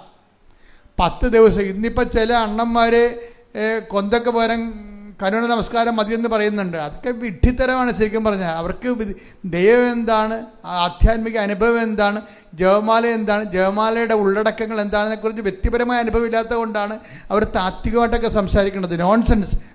നിങ്ങൾ ശ്രദ്ധിക്കണം. അത് വെച്ച് കഴിഞ്ഞാൽ നമ്മൾ വിശ്വസിക്കുന്ന എല്ലാം സത്യമായ കാര്യങ്ങളാണ്. അപ്പോൾ ഞാൻ കിടക്കുമ്പോൾ എൻ്റെ ഉള്ളിൽ എൻ്റെ മുമ്പിൽ ഞാൻ കിടക്കുമ്പോൾ അപ്പുറത്തും ഇപ്പുറത്തും 2 പേര് കിടപ്പുണ്ട്. ഞാൻ ഇടക്കിടക്ക് പറയണ ഒരു സാക്ഷ്യമാണിത്. അപ്പുറത്തും ഇപ്പുറത്തും 2 പേര് കിടപ്പുണ്ട്. ഇപ്പോൾ ഒരാളെ എനിക്കറിയാം, അത് ജോൺ മേരി വിയാനിയെപ്പോലെ ഇരിക്കുകയാണ്, വികാരച്ചന്മാരുടെ പുണ്യാളന്. അത് മധ്യസ്ഥന്. ഇപ്പോഴത്തെ ഉള്ളത് വേറെ ആൾ, ഒരു പുണ്യാളനാണ്, പക്ഷെ എനിക്കറിയത്തില്ല ആളാ. പക്ഷെ ഞാൻ അതിനുശേഷം സംഭവിക്കുന്ന വിഷയങ്ങൾ എന്താ, അതിനുശേഷമാണ് ഈ പ്രസംഗങ്ങളും അടയാളങ്ങളും. ഇപ്പം തന്നെ കൃപാസനം യൂട്യൂബ് ചാനലിൽ കഴിഞ്ഞ ദിവസം അലക്സിസ്റ്റം പറയുമായിരുന്നു, ഈ ഓണമാകുമ്പോൾ 50 കോടി വ്യൂവേഴ്സാണ് ഉള്ളത്. 50 കോടി ആൾക്കാരാണ് ഇത് കണ്ടിരിക്കുന്നത്. അത്രയും കണ്ടതെല്ലാം ഇങ്ങനെ പരന്ന് പോകാനുള്ള കാരണം എന്താണ്? അന്നത്തെ ആ സമാഗമമാണ്. നമ്മൾ വിശ്വസിക്കുന്ന കാര്യങ്ങളെല്ലാം സത്യമായ കാര്യങ്ങൾ കൊണ്ട് തന്നെ നിങ്ങൾ പലരും ഉടമ്പടി എടുത്തിരിക്കണത് ആ പഴയ ഫോർമാറ്റിലാണ് എടുത്തിരിക്കണത്. ഒക്കട്ടെ കിട്ടിയാൽ കൂട്ടി പോയ ചട്ടിയെന്നും പറഞ്ഞുകൊണ്ടാണ് നിങ്ങൾ എടുത്തിരിക്കുന്നത്. അവർക്കാണ് ഇങ്ങനെ കുരഞ്ഞ് കിടക്കണത്. അല്ല, സത്യസന്ധമായിട്ട് വിശ്വസ്തതയുടെ ഉടമ്പടി എടുത്തവന് തിരിഞ്ഞു നോക്കേണ്ടി വന്നിട്ടില്ല. കാര്യം ഒരു ദിവസം 30 സാക്ഷ്യങ്ങളാണ് ഈ ആൾക്കാരെ പറയണത്. ഇപ്പം എന്ന് പറയുമ്പോൾ ഈ കാണുന്നതും കേൾക്കുന്നതും കാര്യങ്ങളെല്ലാം സത്യമായ കാര്യങ്ങളാണ്. പക്ഷെ സത്യമായ കാര്യങ്ങളാണെന്ന് നിങ്ങളുടെ പ്രവർത്തനം കണ്ട ദൈവത്തിന് തോന്നണം. ആ ദൈവത്തിന് തോന്നാത്ത കൊണ്ടാണ് നിങ്ങളിങ്ങനെ തണുത്തിരിക്കണത്. അപ്പം ഞാൻ നാട്ടിൽ വന്നപ്പോൾ എന്താ സംഭവിക്കണത്, എനിക്ക് ട്രാൻസ്ഫർ ആണെന്ന് എൻ്റെ മെത്രാൻ പറയും. ഞാൻ ട്രാൻസ്ഫറിൻ്റെ ആയ പള്ളിയിലേക്ക് വരുമ്പോൾ എന്താ കാണുന്നത് ഒരു പള്ളി പൊളിച്ചിട്ടിരിക്കണത്. ആ പള്ളി പണിയാനാണ് എന്നെ ഏൽപ്പിച്ചിരിക്കുന്നത്. അപ്പം ആ പള്ളി വരുമ്പോൾ അവിടുത്തെ ആൾക്കാരൊക്കെ എന്നെ സ്വീകരിക്കുന്നതിന് പകരം 1-2 പേര് പറയുകയാണ്, അച്ഛാ പിരിവാണെങ്കിൽ നടക്കത്തില്ല, വീട്ടിൽ വന്നാൽ 5 പൈസ തരത്തില്ല, ഞങ്ങൾക്ക് കൊടുക്കാനുള്ള കാശില്ല, ഞങ്ങൾ നേരത്തെ കൊടുത്തെന്ന് പറയും. അപ്പോൾ എനിക്ക് കിട്ടിയ ഒരു സ്വീകരണം അതാണ്. അപ്പം ഞാൻ പിറ്റേ ദിവസം പറഞ്ഞു, ഞാൻ ഒരു മനുഷ്യൻ്റെ ഇടയ്ക്ക് ഒരു വീട്ടിലും പിരിവിന് വരത്തില്ല, പക്ഷെ നിങ്ങൾ പൈസ ഇവിടെ കൊണ്ടുവന്ന് തരുമെന്ന് എനിക്കറിയാമെന്ന് പറയും. എന്താ കാര്യം, ഞാൻ ആൾക്കാരെ മാതാവിന് തിരുക്കുർബാന എഴുന്നള്ളിച്ച് വെച്ചുകൊണ്ട് മാതാവിൻ്റെ മധ്യ ജപമാല നടത്തി. അന്ന് മുതൽ എന്താ പറഞ്ഞു, നിങ്ങൾക്ക് കിട്ടാക്കടങ്ങളെല്ലാം തിരിച്ച് കിട്ടാൻ പോകുകയാണ്. നിങ്ങളുടെ കയ്യിൽ നിന്ന് പോയ പണങ്ങളും നഷ്ടപ്പെട്ട കാശും നിങ്ങൾ എഴുതി തള്ളിയ കാശും നിങ്ങൾക്ക് ദൈവം തിരിച്ചു തരാൻ പോകുകയെന്ന് പറഞ്ഞു. പിറ്റേ ദിവസം ഒരു സെബാസ്റ്റ്യൻ പരിച്ചേരി എന്നും പറഞ്ഞൊരു മനുഷ്യൻ വന്നും പറഞ്ഞ് 4 ലക്ഷം രൂപ എനിക്ക് തന്നു. ഞാൻ പറഞ്ഞു, എന്ത് പറ്റി? എനിക്ക് 8 ലക്ഷം രൂപ ഉണ്ടായിരുന്നു, എനിക്ക് തരാണ്ടായിരുന്നൊരു വ്യക്തി, അത് ഞാൻ എഴുതി തള്ളിയതാണ്, അയാൾ ഇന്നലെ കൊണ്ടുവന്ന് തന്നത്. 4 ലക്ഷം അച്ഛൻ ഇരിക്കട്ടെ എന്ന്. അപ്പോൾ എനിക്ക് മനസ്സിലായി മാതാവ് പണി തുടങ്ങിയെന്ന് മനസ്സിലായി. അപ്പോൾ എനിക്ക് മനസ്സിലായി മാതാവ് പള്ളി പണിയും, എനിക്കൊരു പ്രശ്നവുമില്ല. നിങ്ങൾ ദൈവത്തെ കൊണ്ട് നിങ്ങളുടെ ജീവിതം പുനരുദ്ധരിക്കാൻ വേണ്ടിയാണ് നമ്മൾ ഉടമ്പടി എടുത്തിരിക്കുന്നതെന്ന് ഓർക്കണം. അപ്പം അങ്ങനെ വരുമ്പോൾ ഉണ്ടാകുന്ന വിഷയം എന്ന് പറയണത്, നമ്മൾ ദൈവ തിരുസന്നിധി നിൽക്കുമ്പോൾ ഇപ്പം തന്നെ എന്താ വിഷയം, ഞാനിപ്പോൾ ഈ ഇടവക ചാർജ് എടുക്കാൻ വരുമ്പോൾ ഞാൻ ചാർജ് എടുക്കുമ്പോൾ ഞാൻ നോക്കുമ്പോൾ ആ ഇടവകയുടെ മധ്യസ്ഥൻ ആരാണ്? ആ ഇടവകയുടെ മധ്യസ്ഥൻ ഔസേപ്പിതാവാണ്. പക്ഷേ ഔസേപ്പിതാവിൻ്റെ രൂപത്തിനടുത്ത് ഞാൻ വരുമ്പോഴാണ് എനിക്ക് മനസ്സിലാവുന്നത്, ഈജിപ്തിൽ എൻ്റെ കൂടെ കിടന്ന് ഉറങ്ങിയെന്ന് പറഞ്ഞ കക്ഷി എനിക്ക് മനസ്സിലാകാതിരുന്ന കക്ഷി ഇതാണ്. അപ്പം നിങ്ങൾ ഓർക്കും എനിക്ക് ഔസേപ്പിതാവിനെ മനസ്സിലാകത്തില്ലെന്ന്. എനിക്ക് ഔസേപ്പിതാവ് മനസ്സിലാകും, പക്ഷേ ഈജിപ്തിൽ കിടന്നുറങ്ങിയ ഔസേപ്പിതാവ് എന്ന് പറഞ്ഞാൽ ഞാൻ കണ്ടു പരിചയമുള്ള ആളല്ല. പക്ഷേ അതേ രൂപം തന്നെയാണ് ഈ പള്ളി ഇരിക്കുന്നത്, ഞാൻ ചെന്ന പള്ളി ഇരിക്കുന്നത്. അപ്പം അമ്മ എന്താ പറഞ്ഞത്, വികാരത്തിൻ്റെ പുണ്യാളെ കാണിച്ചിട്ട് ഈ പള്ളിയുടെ വികാരിയായിട്ട് നിന്നെ വിടുകയാണ്. ഈ പള്ളി അവിടെ ചെന്ന് നീ വിഷമിക്കൊന്നും വേണ്ട, പള്ളി ഞാൻ തന്നെ പണിതുള്ളൂ, നീ വിഷമിക്കേണ്ടത് എന്താണ്? എന്നിട്ട് ഈ കൈ വായിലിറക്കി തന്നിട്ട് എന്ത് അധികാരമാണ് അമ്മയ്ക്ക്? അന്ന് മുതലാണ് ഇങ്ങനെയൊക്കെ സംസാരിക്കാൻ തുടങ്ങിയത്. ഞാൻ സിമ്പിളായിട്ട് സംസാരിക്കും, ജീവിതത്തെ ബന്ധിയായി സംസാരിക്കും, ഞാൻ സംസാരിക്കേണ്ട കർത്താവ് ഏറ്റെടുക്കും, അത് നിങ്ങൾക്ക് ഫലമായി തീരും. അങ്ങനെ നമ്മൾ ദൈവത്തിൽ ജീവിക്കും. കൈയടിക്കട്ടെ, ശ്രുതിക്കട്ടെ. ഇത്രയൊക്കെ മാതാവിൻ്റെ ഭാഗത്ത് ചെയ്യാവുന്ന കാര്യങ്ങളെല്ലാം ഭംഗിയായിട്ട് ചെയ്ത് അടയാളം കാണിച്ച് വിശ്വസ്തത കാണിച്ച് നമ്മുടെ തണുത്തപ്പോഴും ദൈവം ചൂടായത്തിന് നിന്നുകൊണ്ട് ആ കമ്മ്യൂണിക്കേഷൻ കംപ്ലീറ്റ് ചെയ്തുകൊണ്ടിരിക്കുകയാണ്. അത് കണ്ടപ്പോൾ അവൾക്ക് തോന്നി എൻ്റെ കയ്യിൽ നിന്ന് വല്ല മിസ്റ്റേക്കും ഉണ്ടാകുന്നു. അപ്പോഴാണ് അവൾക്ക് മൂന്നാമത് ഉടമ്പടി പുതുക്കിയെങ്കിലുമേ അവൾ സ്വന്തമായിട്ട് ചിന്തിക്കാൻ തുടങ്ങി, എന്താണ് എൻ്റെ കയ്യിൽ നിന്ന് വല്ല മിസ്റ്റേക്കും ഉണ്ടാകുന്നു. അപ്പോൾ അവർ മിസ്റ്റേക്ക് അവൾ കണ്ടെത്തി. എന്താണ്, അവൾ പത്രം വീട്ടിൽ മാത്രമേ പള്ളികൾ മാത്രമേ കൊടുക്കത്തുള്ളൂ. കാര്യം നേഴ്സ് അതിൻ്റെ പെടപെടാമെന്ന് ഇങ്ങനെ ആൾക്കാരുമായിട്ടൊക്കെ ഇൻട്രാക്ട് ചെയ്യാൻ സമയമില്ലാത്തത് കൊണ്ട് പള്ളിയിൽ പോകുമ്പോൾ ആ ക്രിയ പോക്കാൻ വേണ്ടി ആ കണ്ടവർക്കെല്ലാം കൊടുക്കും, അത്രേ ഉള്ളൂ. 3 പുതുക്കിയെങ്കിലും ആൾ പണ്ട് എന്താണ് ചെയ്തുകൊണ്ടിരുന്നത് അത് തന്നെയാണ് ഇപ്പോൾ. 3 പുതുക്കുമ്പോൾ പുതുക്കുന്നതനുസരിച്ച് പ്രവർത്തനം വളരണ്ടേ? അങ്ങനെയൊന്നും വളർത്തൊന്നുമില്ല. ദൈവത്തിന് കണ്ണി പൊഴിയിടാൻ വേണ്ടി ഒപ്പിച്ചുണ്ടാക്കി അതിൽ ചെയ്തെന്ന് തീർക്കാൻ വേണ്ടി അവിടെ ഇവിടെ കൊടുത്ത് ഒപ്പിക്കുകയുള്ളൂ. അതുകൊണ്ടാണ് ഈ സാധനം വർക്കൗട്ട് ചെയ്യാത്തത്. നിങ്ങൾ ഓർക്കണം കേട്ടോ, പുതുക്കിയ ആൾക്കാർ ഓർക്കണം. പുതുക്കുമ്പോൾ ഓർക്കേണ്ടതെന്ന് വെച്ച് കഴിഞ്ഞാൽ എടുത്തതിനേക്കാൾ ശക്തമായിട്ടാണ് ഇപ്പോൾ ജീവിക്കണമെന്ന് നോക്കണം. അല്ല എടുത്തതിനേക്കാൾ ഗതികെട്ട ജീവിതമാണെങ്കിലേ പിന്നെ പറഞ്ഞിട്ടൊരു കഥയുമില്ല. അപ്പം തീഷ്ണത ഒന്ന് പ്രാർത്ഥിച്ചേ, കർത്താവായ ദൈവമേ, ഉടമ്പടി പുതുക്കുമ്പോഴേ ഉടമ്പടി എടുത്തതിനേക്കാൾ തീഷ്ണതയോടെ ജീവിക്കാൻ എന്നെ ഇപ്പോഴഭിഷേകം. നമ്മൾ ഒരു കൊല്ലം കഴിയുമ്പോൾ ഉടക്കിയ കാര്യം പോലും നമ്മൾ മറന്നുപോകും. എന്ത് വകുപ്പിനാണ് ഉടക്കിയെന്ന് അറിയാൻ പറ്റത്തില്ല. അപ്പോൾ ദൈവത്തിൻ്റെ ഒരു വിഷയം മറവിയില്ലാത്ത കാരണം പണി നമ്മൾ പാഴ്സൽ വാങ്ങിക്കും. അത് സൂക്ഷിച്ച് വേണം ഇടപെടാൻ. ദൈവത്തിന് നമ്മൾ തമ്മിൽ ഒരു വ്യത്യാസം ഞാൻ കണ്ടിരിക്കുന്നത് മറവിയില്ലാത്തതാണ്. നമുക്ക് മറവിയുണ്ട്. നമുക്ക് മറവി ഉള്ളത് കൊണ്ടാണ് നമ്മളെല്ലാം സിമ്പിൾ എടുക്കുന്നത്. ദൈവത്തിൻ്റെ ആ ബീയിങ്ങിൽ തന്നെ മറവിയില്ല, എല്ലാം ഓർത്തിരിക്കും, ക്ഷമിക്കും എന്ന് ദൈവം പറഞ്ഞിട്ടുണ്ട്. പക്ഷേ മറക്കാതിരിക്കണത് പ്രശ്നമാണ്. അപ്പോൾ നമ്മൾ ബ്രാൻഡഡ് ആയില്ലേ, നമ്മൾ പറഞ്ഞ ബ്രാൻഡഡ് ആയില്ലേ. അത് കാരണമാണ് ഈ പത്രോസൊക്കെ അവസാനം വരെ നെടുവീർപ്പിട്ട് കരയുമായിരുന്നു. എന്താണ് ഈ മറവിയുടെ ട്രാക്സുകൾ മറക്കാൻ വേണ്ടി ദൈവത്തിൻ്റെ തലയിലുള്ള ആ മറവിയിൽ 10 ദിവസം അനുതാപത്തിനെ കണ്ണീരിട്ട് അത് മറക്കാൻ വേണ്ടി പറയും, ഞാൻ തള്ളിപ്പറഞ്ഞത് നീ മറക്കണേ. അപ്പോഴത്തെ ഒരവസ്ഥ ചെയ്തു പോയതാണ്. അയാൾ ഒറ്റ പ്രാവശ്യമല്ല, മരണം വരെ അയാൾ കരയുമായിരുന്നു. ഞാൻ തള്ളിപ്പറഞ്ഞത് നീ മറക്കണേ, ഞാൻ ഇത്രയൊന്നും ചിന്തിച്ചില്ല, നീ മറന്നോ. എന്നിട്ട് ഈ മനുഷ്യൻ കണ്ണീര് കൊണ്ട് കർത്താവിന് തലച്ചോറ് കഴുകും. ഞാൻ പറഞ്ഞതിൻ്റെ ഭാഗിക ബിംബാർത്ഥങ്ങളുമാണ് മനസ്സിലാക്കേണ്ടത്, യഥാർത്ഥ അർത്ഥങ്ങളല്ല മനസ്സിലാക്കേണ്ടത് കേട്ടോ. വെച്ച് കഴിഞ്ഞാൽ നമ്മുടെ അനുതാപത്തിന് മാത്രമേ ദൈവത്തിൻ്റെ മറവിയെ സബ്സിഡി ചെയ്യാൻ പറ്റത്തുള്ളൂ. അതുകൊണ്ട് എന്തെങ്കിലും ഒരു തെറ്റ് സംഭവിച്ചെങ്കിലും നിങ്ങൾ ഞെളിയരുത്, മറിച്ച് ദൈവദിവസനെ 10 ദിവസത്തിനപ്പുറം നിൽക്കണം അവസാനം വരെ.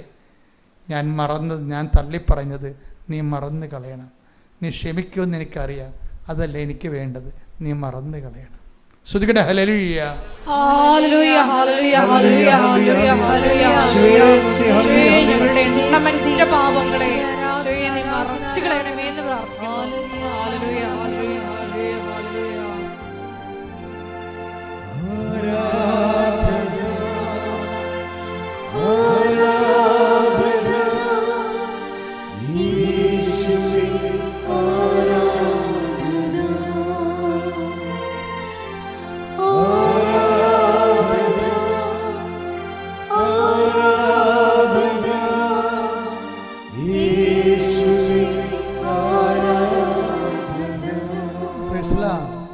ഇതിന് വീണ്ടും ഇവളെന്ത് ചെയ്യുന്നത്, ഈ പള്ളിയിൽ കൊടുക്കുന്ന ഫോർമാറ്റ് ചേഞ്ച് ചെയ്യും. 4-ാമത്തെ യാമത്തിലും കർത്താവ് വരുമെന്ന് പറഞ്ഞുകൊണ്ട് 4-ാമത്തെ ഉടമ്പടി പുതുക്കിയിട്ട് ആൾ ഫോർമാറ്റ് ചേഞ്ച് ചെയ്യും മൊത്തം. കാര്യം എന്താ, ഭർത്താവിന് ഒരു ഡേറ്റ് കൊടുത്തിട്ടുണ്ട്. അതാണ് ഈ ചയൻ മെയ് മാസം വരെ വെയിറ്റ് ചെയ്യണം. മെയ് മാസം ഒന്ന് കഴിയണ വരെ, മെയ് മാസത്തിൽ അമ്മ എന്നെ സഹായിക്കും, എനിക്കറിയാം. ആ വിശ്വാസത്തിലൊക്കെ നിൽക്കുകയാണ് ആൾ. എന്നിട്ട് എന്ത് ചെയ്ത്, പ്രവർത്തനങ്ങളെ ഒന്ന് ചേഞ്ച് ചെയ്ത്. എന്താ ചേഞ്ച് ചെയ്ത്, പള്ളി കൊടുക്കുന്ന പത്രം നേരെ കൊണ്ട് ഓട്ടോസ്റ്റാൻഡിൽ കൊടുക്കാൻ തുടങ്ങി. ചേഞ്ച് ചെയ്ത ആൾ പള്ളി കൊടുത്ത് ആൾക്കാരെ ഈ വിശ്വാസികൾക്ക് തന്നെ വീണ്ടും നമ്മൾ കൊടുക്കുകയല്ലേ, അതുകൊണ്ട് അവിശ്വാസികൾക്ക് കൊടുക്കാൻ തുടങ്ങി. അപ്പോൾ എന്താ കാര്യം, ദൈവത്തിന് കൂടുതൽ പ്രയോജനം ഉണ്ടാവും. എന്താ കാര്യം, നമ്മളെ ആദ്യമേ കണ്ടായിരുന്നു 25-30 എന്താണ്, പ്രയോജനമില്ലാത്ത ഈ ദാസനെ പുറത്തുള്ള അന്ധകാരത്തിലേക്ക് തള്ളിക്കളയുവാൻ. എപ്പോഴും നമ്മൾ ശ്രദ്ധിക്കേണ്ടത്, നമ്മളെ ഉടമ്പടി പുരോഗമിക്കുന്ന അനുസരിച്ച് ദൈവത്തിന് എന്ത് പ്രയോജനമെന്ന് ചിന്തിക്കണം. അല്ല നമ്മളെന്ത് വിഷയം വെച്ചാൽ നമുക്കെന്ത് പ്രയോജനം, കൊച്ചു മാനസാന്തരപ്പെട്ട, ഭർത്താവിൻ്റെ കള്ളുകുടി മാറിയ, മകന് അഡ്മിഷൻ കിട്ടിയ, വിസ പ്രോസസ്സായ, നമുക്കെന്ത് പ്രയോജനം എന്നാണ് ചിന്തിക്കണത്. എന്താ കാര്യം വെച്ച് കഴിഞ്ഞാൽ, നിങ്ങൾ ദൈവത്തെക്കുറിച്ചല്ല ചിന്തിക്കണത്, നിങ്ങളുടെ വയറ്റിപ്പഴപ്പിന് വേണ്ടി മാത്രം നിങ്ങൾ കെട്ടിയെടുത്ത് അലങ്കരിച്ച് ഇറങ്ങിയിരിക്കുക. That is nonsense. നമ്മൾ ദൈവത്തോട് ഇടപെടുമ്പോൾ ദൈവത്തോടുള്ളൊരു മാന്യത നമ്മൾ കാണിക്കാൻ ബാധ്യസ്ഥരാണ്. എപ്പോഴും നമ്മൾ ദൈവത്തിന് എന്ത് പ്രയോജനം എന്നുള്ള ഫോർമാറ്റിൽ തന്നെ വർക്ക് ചെയ്യണം. ഇവൾ പറയണതേ, ഇവൾ സന്ധ്യക്ക് ഓട്ടോറിക്ഷ സ്റ്റാൻഡിൽ ചെന്ന്, ഒറ്റ പെണ്ണാണ്. അപ്പോൾ അവർ ഓട്ടോക്കാരെല്ലാം കൂടി ഇവളെ വളഞ്ഞാൽ പറഞ്ഞ്, നിങ്ങൾ മതം മാറ്റാൻ നടക്കുകയല്ലേ, ഇത് തോന്നിയ ദിവസമല്ലേ കാണിക്കണത്. അപ്പോൾ പറഞ്ഞു, ചേട്ടാ മതം മാറ്റമൊന്നുമല്ല, ചേട്ടൻ വായിച്ചു നോക്ക്. അതായത് ഒരു മനുഷ്യനെ നിലനിർത്തുന്നത് അതിജീവിക്കണം വിശ്വാസമാണെന്നും പറഞ്ഞുകൊണ്ട് ഇവൾ കിട്ടിയ അനുഭവങ്ങളൊക്കെ പറയാൻ തുടങ്ങും. അപ്പോൾ കുറച്ച് കഴിഞ്ഞപ്പോൾ അവരെല്ലാം അവസാനം ഇവരെല്ലാം പത്രം ഇവരോട് ചോദിച്ച് വാങ്ങിക്കണ കണ്ടീഷനായി. നോക്കിയാൽ ഒരാളെ നോക്കിയേ, ആദ്യം ഈ ആണുങ്ങളെ കാണുമ്പോൾ കൂട്ടത്തിക്ക് സന്ധ്യക്ക് ആണുങ്ങളെ കൂടി നിൽക്കുമ്പോൾ പേടിയേണ്ട ആളാണ്. അവരോട് 20 പേരോട് ഒരുമിച്ച് സുവിശേഷം പറയുകയാണ് ഓട്ടോ സ്റ്റാൻഡിൽ നിന്നുകൊണ്ട്. അപ്പോഴേ ദൈവത്തിന് മനസ്സിലാകും ഇത് വേറെ മാറിയ ആൾ ഉടമ്പടി പുതുക്കുന്നതനുസരിച്ച് വളരെ ഇടിറ്റ വിശ്വാസിയായി മാറുകയാണ്. തന്നെയല്ല, കർത്താവിന് പ്രയോജനമുള്ള വ്യക്തിയായിട്ട് മാറുകയാണ്. അപ്പോഴെന്ത് പോയി, മെയ് 15 ഇപ്പം ദിവസം മാറുകയാണ്, ദിവസം പോവുകയാണ്. പക്ഷേ മെയ് 15 കഴിഞ്ഞപ്പോൾ ഇവൾ പ്രഗ്നൻ്റായി. അപ്പോൾ നോക്കിയേ, എനിക്ക് ഇച്ചായനോട് പറയുന്നത്, അതായത് ഭർത്താവിൻ്റെ വിശ്വാസം സംരക്ഷിക്കാൻ വേണ്ടി അവൾ ഒരു ഡേറ്റ് ഇടുകയാണ്, ദൈവമായിട്ടൊരു സമയം കുറിക്കുകയാണ്. മാതാവിൻ്റെ മാസമാണ്, മാതാവ് എനിക്ക് തീർച്ചയായിട്ടും കുഞ്ഞിനെ തരും, മെഡിക്കൽ സയൻസ് അല്ലാതെ തന്നെ എനിക്ക് കുഞ്ഞിനെ കിട്ടും, എൻ്റെ ഭർത്താവിൻ്റെ വിശ്വാസം ഞാൻ ഇതിലൂടെ നിലനിർത്തും. എന്തെല്ലാം മെൻറ്റേഷൻസാണ് എടുക്കണമെന്ന് നോക്കിയേ. അതായത് ഉടമ്പടി ഇക്കാലങ്ങളിൽ ഞെട്ടിപ്പിക്കുന്ന വലിയ ചുറ്റത്തുള്ളൂ. എന്തുകൊണ്ട് എൻ്റെ മക്കൾ വിശ്വസ്തത പാലിക്കണമെന്ന് പറഞ്ഞ കാര്യം, നമ്മളിങ്ങനെ ചെയ്തതുകൊണ്ട് ദൈവം അങ്ങനെ ചെയ്തു തരണമെന്ന് യാതൊരു നിർബന്ധവും ഇല്ല. വാഗ്ദാനം ഉണ്ടെന്നുള്ള കാര്യം സത്യമാണ്. പക്ഷേ ചില കാര്യങ്ങൾ ദൈവത്തിന് മാത്രമേ ചെയ്യാം. അവിടെ ആ മേഖലയെ നമുക്കൊന്നും ചെയ്യാൻ പറ്റത്തില്ല. ഇപ്പോൾ ഞാനൊരു കാര്യം ചെയ്യട്ടെ. ഇപ്പോൾ ഇതിനകത്ത് ഇതിന് സ്പേസ് ഓഫ് ഗോഡ് എന്ന് പറയും. ഇപ്പോൾ ഇവളൊരു ഡേറ്റ് ഇട്ടിച്ച് അത് ഇപ്പോൾ 9 കൊല്ലം മക്കളില്ലാഞ്ഞ ആളാണെന്ന് ഓർക്കണം. 9 കൊല്ലം മക്കളിരുന്ന ആളിനെ ഇവർ പറയണ ഒരു മെയ് മാസം തന്നെ പ്രഗ്നൻ്റ് ആകണമെങ്കിൽ ഇവൾക്ക് പറ്റുമോ? ഇവൾക്ക് അത് കൺട്രോൾ ചെയ്യാൻ പറ്റുമോ? ഇല്ല. അത് ദൈവം തന്നെ ചെയ്യേണ്ടതാണ്. നമ്മുടെ എല്ലാവരുടെയും ജീവിതത്തിൽ ഇങ്ങനെ ഒരു ദൈവ സ്പേസ് ഉണ്ട്. ഇതിനെ മാനേജ് ചെയ്യാൻ സാധാരണ പ്രാർത്ഥനയ്ക്ക് പറ്റത്തില്ല, എക്സെപ്റ്റ് കവനൻറ്റ്. അതാണ് എന്തുകൊണ്ട് വൈ ഷുഡ് ടേക്ക് കവനൻറ്റ്. അതായത് നമ്മുടെ ജീവിതത്തിൽ ദൈവത്തിന് മാത്രം ചെയ്യാവുന്ന ചില അപൂർവ കാര്യങ്ങളുണ്ട്. അവിടെ നമുക്കൊന്നും ചെയ്യാം, നമ്മളവിടെ നിസ്സഹായരാണ്. ഇപ്പോൾ ഇവർ മെയ് മാസം പറഞ്ഞു. ആ മെയ് മാസം ചിലപ്പോൾ ഒക്ടോബർ ആഴ്ച, മെയ് മാസം ജൂണായി കഴിഞ്ഞാൽ ഇവൾ IVF എടുക്കേണ്ടി വരും, സംശയമില്ല കാര്യത്തിൽ. അപ്പം അവിടെ സമയത്തിന് മേൽ അധികാരമുള്ള സഞ്ചാരി മാതാവിന്നൊക്കെ നമ്മൾ പ്രാർത്ഥിക്കത്തില്ലേ? അതെന്താ സമയത്തിന് മേൽ അധികാരമാണ് കാണുന്നത്. മെയ് മാസം ഇവളെ കുറിച്ച് കൊടുത്ത ഡേറ്റാണ്, അല്ല മാതാവ് കുറിച്ച് കൊടുത്ത ഡേറ്റ് അല്ല. മെയ് മാസം ഇച്ഛായ മെയ് മാസം അമ്മയുടെ ദിവസമാണ്. മെയ് മാസം ഒന്ന് കഴിയട്ടെ, മെയ് മാസത്തിൽ ഇതേ അമ്മ എനിക്ക് കുഞ്ഞിനെ തരുമെന്ന് പറഞ്ഞാൽ ഇവൾക്ക് പിന്നെ അങ്ങനെ പ്രത്യാശിക്കാനേ പറ്റത്തുള്ളൂ. ചെയ്യേണ്ടതാരാണ്? ദൈവമാണ്. അപ്പം ദൈവത്തിന് മാത്രം ഇറങ്ങി നിന്ന് ചെയ്യേണ്ട ചില കാര്യങ്ങളുണ്ടെങ്കിൽ ദൈവം തന്നെ ചെയ്യണം. അപ്പം അതെന്ത് ദൈവത്തെ കൊണ്ട് ചെയ്യിപ്പിക്കാൻ വേണ്ടി മാത്രം നമ്മൾ ദൈവത്തിൻ്റെ സന്നിധിയിൽ സത്യസന്ധരും പ്രയോജനമുള്ള ദാസന്മാരായി മാറണം. പ്രാർത്ഥിക്കുക. കർത്താവായ ദൈവമേ, എൻ്റെ ജീവിതത്തിലെ ദൈവത്തിന് മാത്രം ചെയ്യാവുന്ന കാര്യങ്ങള് ദൈവം ചെയ്യുന്നതിനായി ഉടമ്പടി പ്രകാരം എൻ്റെ ജീവിതത്തെ സുവിശേഷ വിഹിതമായി കേൾവി 25% ഇല്ല.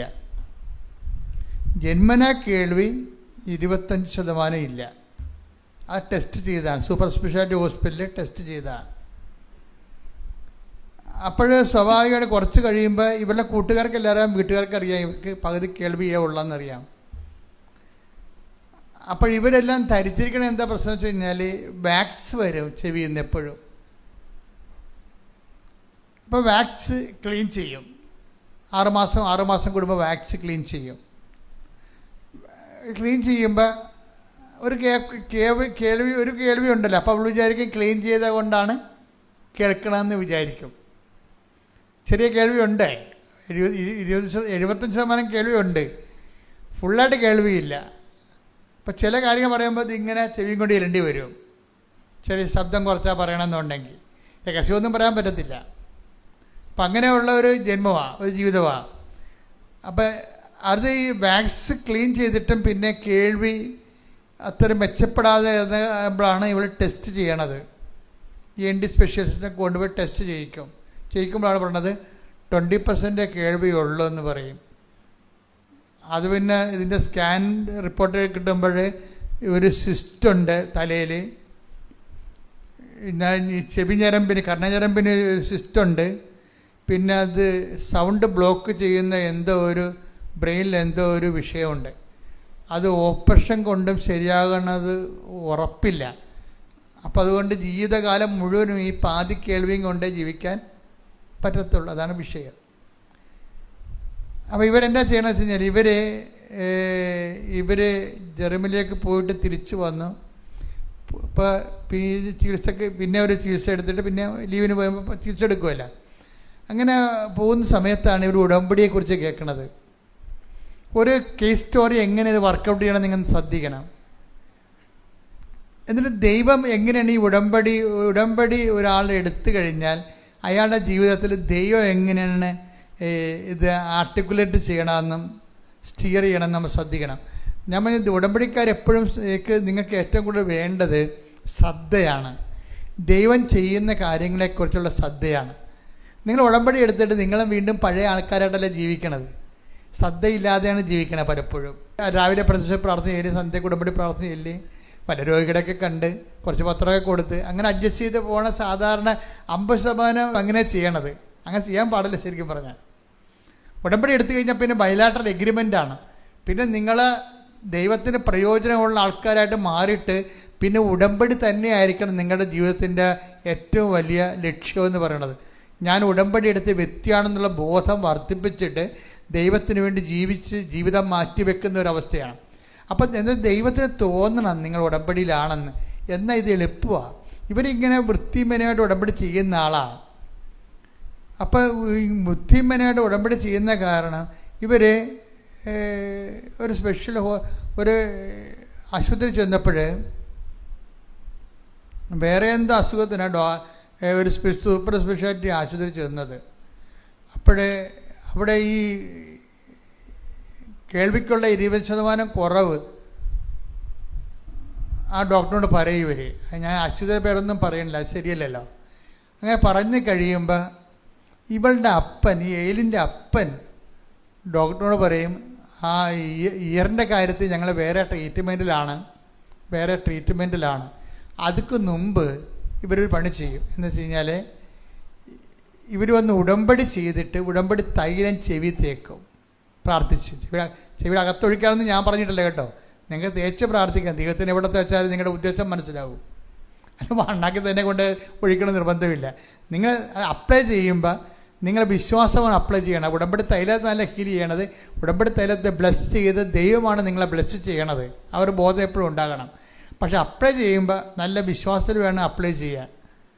യേശു കർത്താവാണെന്ന് അധരം കൊണ്ട് ഏറ്റു പറയുന്ന ഹൃദയത്തിൽ ദൈവനെ മരിച്ചതെന്ന് ഉയർപ്പിച്ചെന്ന് ഹൃദയത്തിൽ വിശ്വസിക്കുന്ന ആ വിശ്വാസത്തിലാണ് ഇത് വിശ്വപ്രമാണം ചെയ്യാൻ അപ്ലൈ ചെയ്യേണ്ടത്. അല്ല വെറുതെ ഇങ്ങനെ എണ്ണ തൂക്കണ പോലെ, മരുന്ന് തൂക്കണ പോലെ, ഓയിൽമെൻ്റ് ഇടണ പോലെ ഇടരുത്. ബുദ്ധിബോധമില്ലാത്ത കുറേ ആൾക്കാർ അങ്ങനെ ചെയ്യുന്നുണ്ട്. അങ്ങനെയൊന്നും ചെയ്യാൻ പാടില്ല. ഇത് ആപ്ലിക്കേഷൻസ് എന്ന് വേണ്ടത് ഫെയ്ത്താണ് ആപ്ലിക്കേറ്റ് ചെയ്യണത്, അല്ലാതെ ഓയിലല്ല ആപ്ലിക്കേറ്റ് ചെയ്യണത്. അപ്പോൾ ഫെയ്ത്താണ് ആപ്ലിക്കേറ്റ് ചെയ്യണമെന്നുള്ളതിനെക്കുറിച്ച് നമുക്കൊരു ബോധം ഉണ്ടാകണം. അപ്പോൾ ഏകാഗ്രതയോടെയും ഭക്തിയോടെയും പ്രാർത്ഥനയോടെയും ഒക്കെ വേണം ആ വിഷയങ്ങളെല്ലാം ചെയ്യാൻ. അങ്ങനെയൊക്കെ ചെയ്തിട്ട് ഇവൾ ഡോക്ടറുടെ അടുത്ത് ചെല്ലുമ്പോൾ ഇവളുടെ അപ്പം പറയും, ഞങ്ങൾ ഒരു വിനീത് ഡോക്ടറിനെ കാണാൻ പോവുകയാണെന്ന് പറയും. വിനീത് പറഞ്ഞിട്ടാണ് ഇങ്ങോട്ട് വന്നതെന്ന് പറയും. വിനീത് പറഞ്ഞിട്ടാണ് ഇപ്പോൾ ഈ ഹോസ്പിറ്റലിൽ വന്നത്. ഞങ്ങളുടെ ENTയുടെ കാര്യത്തിന് വിനീതിനെ കാണുന്നത് പറയും. ഉടനെ ആ ഡോക്ടർ പറയും, നിങ്ങൾ വിനീതിനെ തന്നെ കാണണം, വിനീതാണ് ഇതിൻ്റെ എക്സ്പേർട്ട്, അതുകൊണ്ട് ഞാൻ ഫയൽ അങ്ങോട്ട് മാറ്റുകയെന്ന് പറയും. അതിൻ്റെ ഫയൽ നിങ്ങൾ വിനീതിനെ പോയി കണ്ടോളാൻ പറയും അടുത്ത മുറിയിൽ. അപ്പോൾ ഇവർക്ക് ആ പാടൊരു കുഴപ്പം എവിടെ എന്തൊരു കുഴപ്പം സംഭവിച്ചു എന്ന് വെച്ച് കഴിഞ്ഞാൽ ഈ വിനീത് എന്ന് പറഞ്ഞ ഡോക്ടർ ഇവിടെ ഇരിക്കുന്ന ഡോക്ടറല്ല, ഇവളെ ചികിത്സിക്കുന്ന ENT ആണ് കോട്ടയത്ത്. അത് ആ ഡോക്ടറിൻ്റെ പേര് വിനോദം എന്നാണ്. നിങ്ങൾ കാര്യം ഒരു കഥപട പോക്കണ്ട. ആ ഡോക്ടറിൻ്റെ പേര് വിനോദം എന്നാണ്. ഈ അപ്പന് തെറ്റിപ്പോയതാണ്. അപ്പം പറഞ്ഞത് വിനോദ് ഡോക്ടർ പറഞ്ഞിട്ടാണ് ഞങ്ങൾ ഇവിടെ വന്നതെന്ന് പറയുന്നതിന് പകരം ഈ അപ്പം പറയാണ് വിനീത് ഡോക്ടർ പറഞ്ഞിട്ടാണ് ഞങ്ങൾ ഇവിടെ വന്നതെന്ന് പറയും. അപ്പോൾ ഈ ഇരിക്കുന്ന ഡോക്ടർ പറയാണ് വിനീത് അപ്പുറത്തെ പോലും കൊണ്ട് ചെന്ന് കാണാൻ പറയും. പുറത്തിറങ്ങിയപ്പോൾ മാതാവിൻ്റെ ചാര കളറുള്ള ഒരു മുറി, അതിൻ്റെ അകത്ത് ഡോക്ടർ വിനീത് എന്ന് എഴുതി വെച്ചിരിക്കണം, ENT സ്പെഷ്യലിസ്റ്റ് എന്ന്. വിനീതിൻ്റെ അടുത്ത് ഇവർ ചെല്ലുമ്പോൾ വിനീത് കൊണ്ട് ടെസ്റ്റ് ചെയ്തതും പറയും, നിങ്ങളുടെ കേൾവി നിങ്ങൾക്ക് തിരിച്ചു കിട്ടിയിരിക്കേണ്ട കുഴപ്പമില്ലെന്ന്.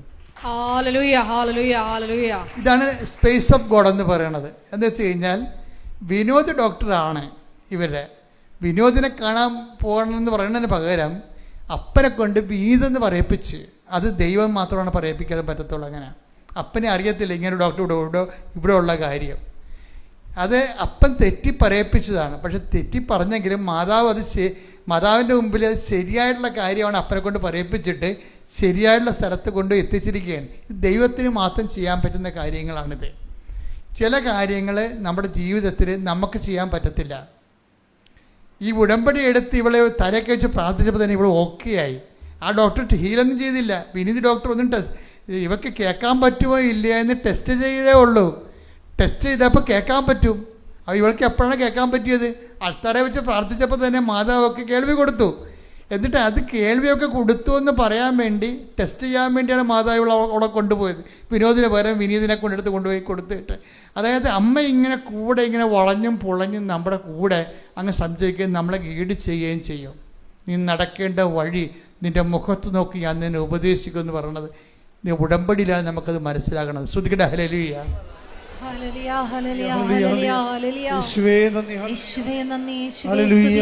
ഒരുമിച്ച് പാടാം. ശ്രുതിക്കട്ടെ ഹല്ലേലൂയ.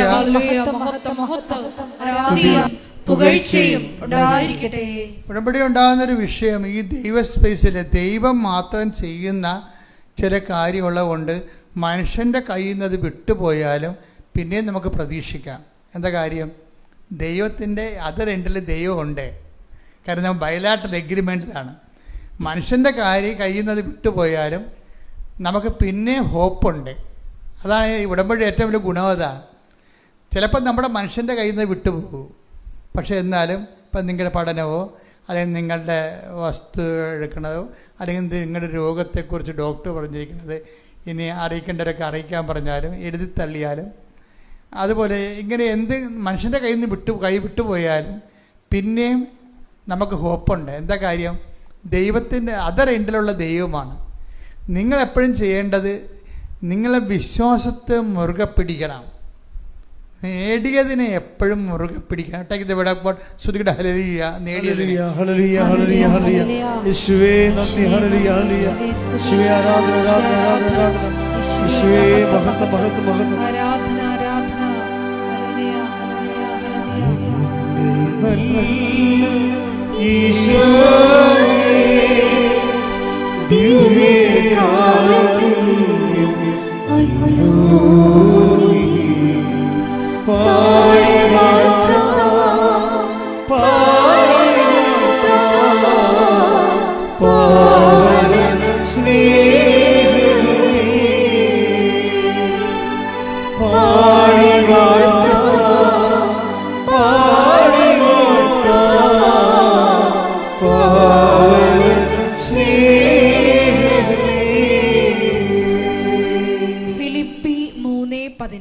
ഫിലിപ്പി 3:16 എന്നാൽ നേടിയെടുത്തതിനെ മുറുകെ പിടിച്ചുകൊണ്ട് തന്നെ ആവണം നമ്മുടെ പ്രവർത്തനം. പോരെ.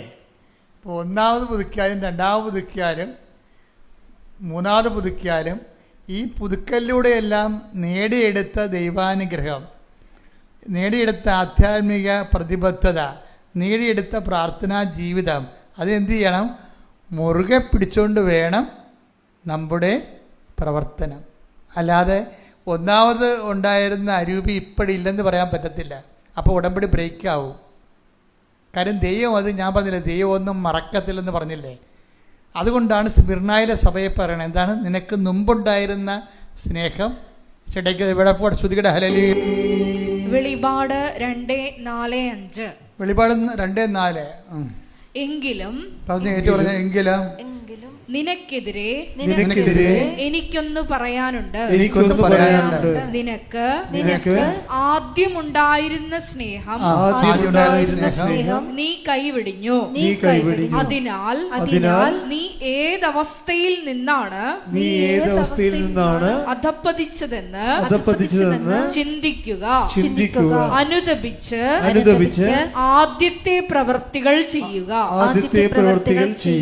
ആദ്യം ഉടമ്പടി പുതുക്കുമ്പോൾ ഉണ്ടാകുന്ന ഉശിരും തീഷ്ണതയും ഉത്സാഹവും രണ്ടാമതോ മൂന്നാമതോ ഉടമ്പടി പുതുക്കിയാൽ ഉണ്ടാകുന്നില്ലെങ്കിൽ നിങ്ങൾ ഓർക്കരുത്, നിങ്ങൾ മറന്ന പോലെ ദൈവം ഉടമ്പടി മറന്നിട്ടുണ്ടെന്ന്. ദൈവം മറന്നിട്ടില്ല. ദൈവം പറഞ്ഞു കേട്ടില്ലേ, ഞാൻ ആദ്യം നിനക്ക് നീ എന്തുമാത്രം ദൈവസ്നേഹത്തിൽ വളർന്ന ഒരു ദിവസം എനിക്കറിയാം. അത് എൻ്റെ രജിസ്റ്റർ ചെയ്തിട്ടുണ്ട്. അത്രയും ചൈതന്യം ഇന്ന് നിനക്കില്ല എന്ന് പറയുകയാണ്.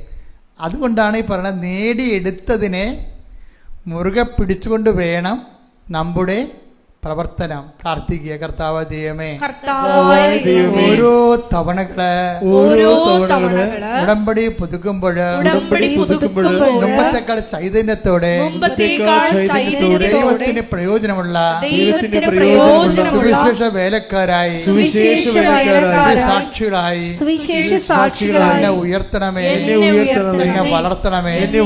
ശ്രദ്ധിക്കട്ടെ.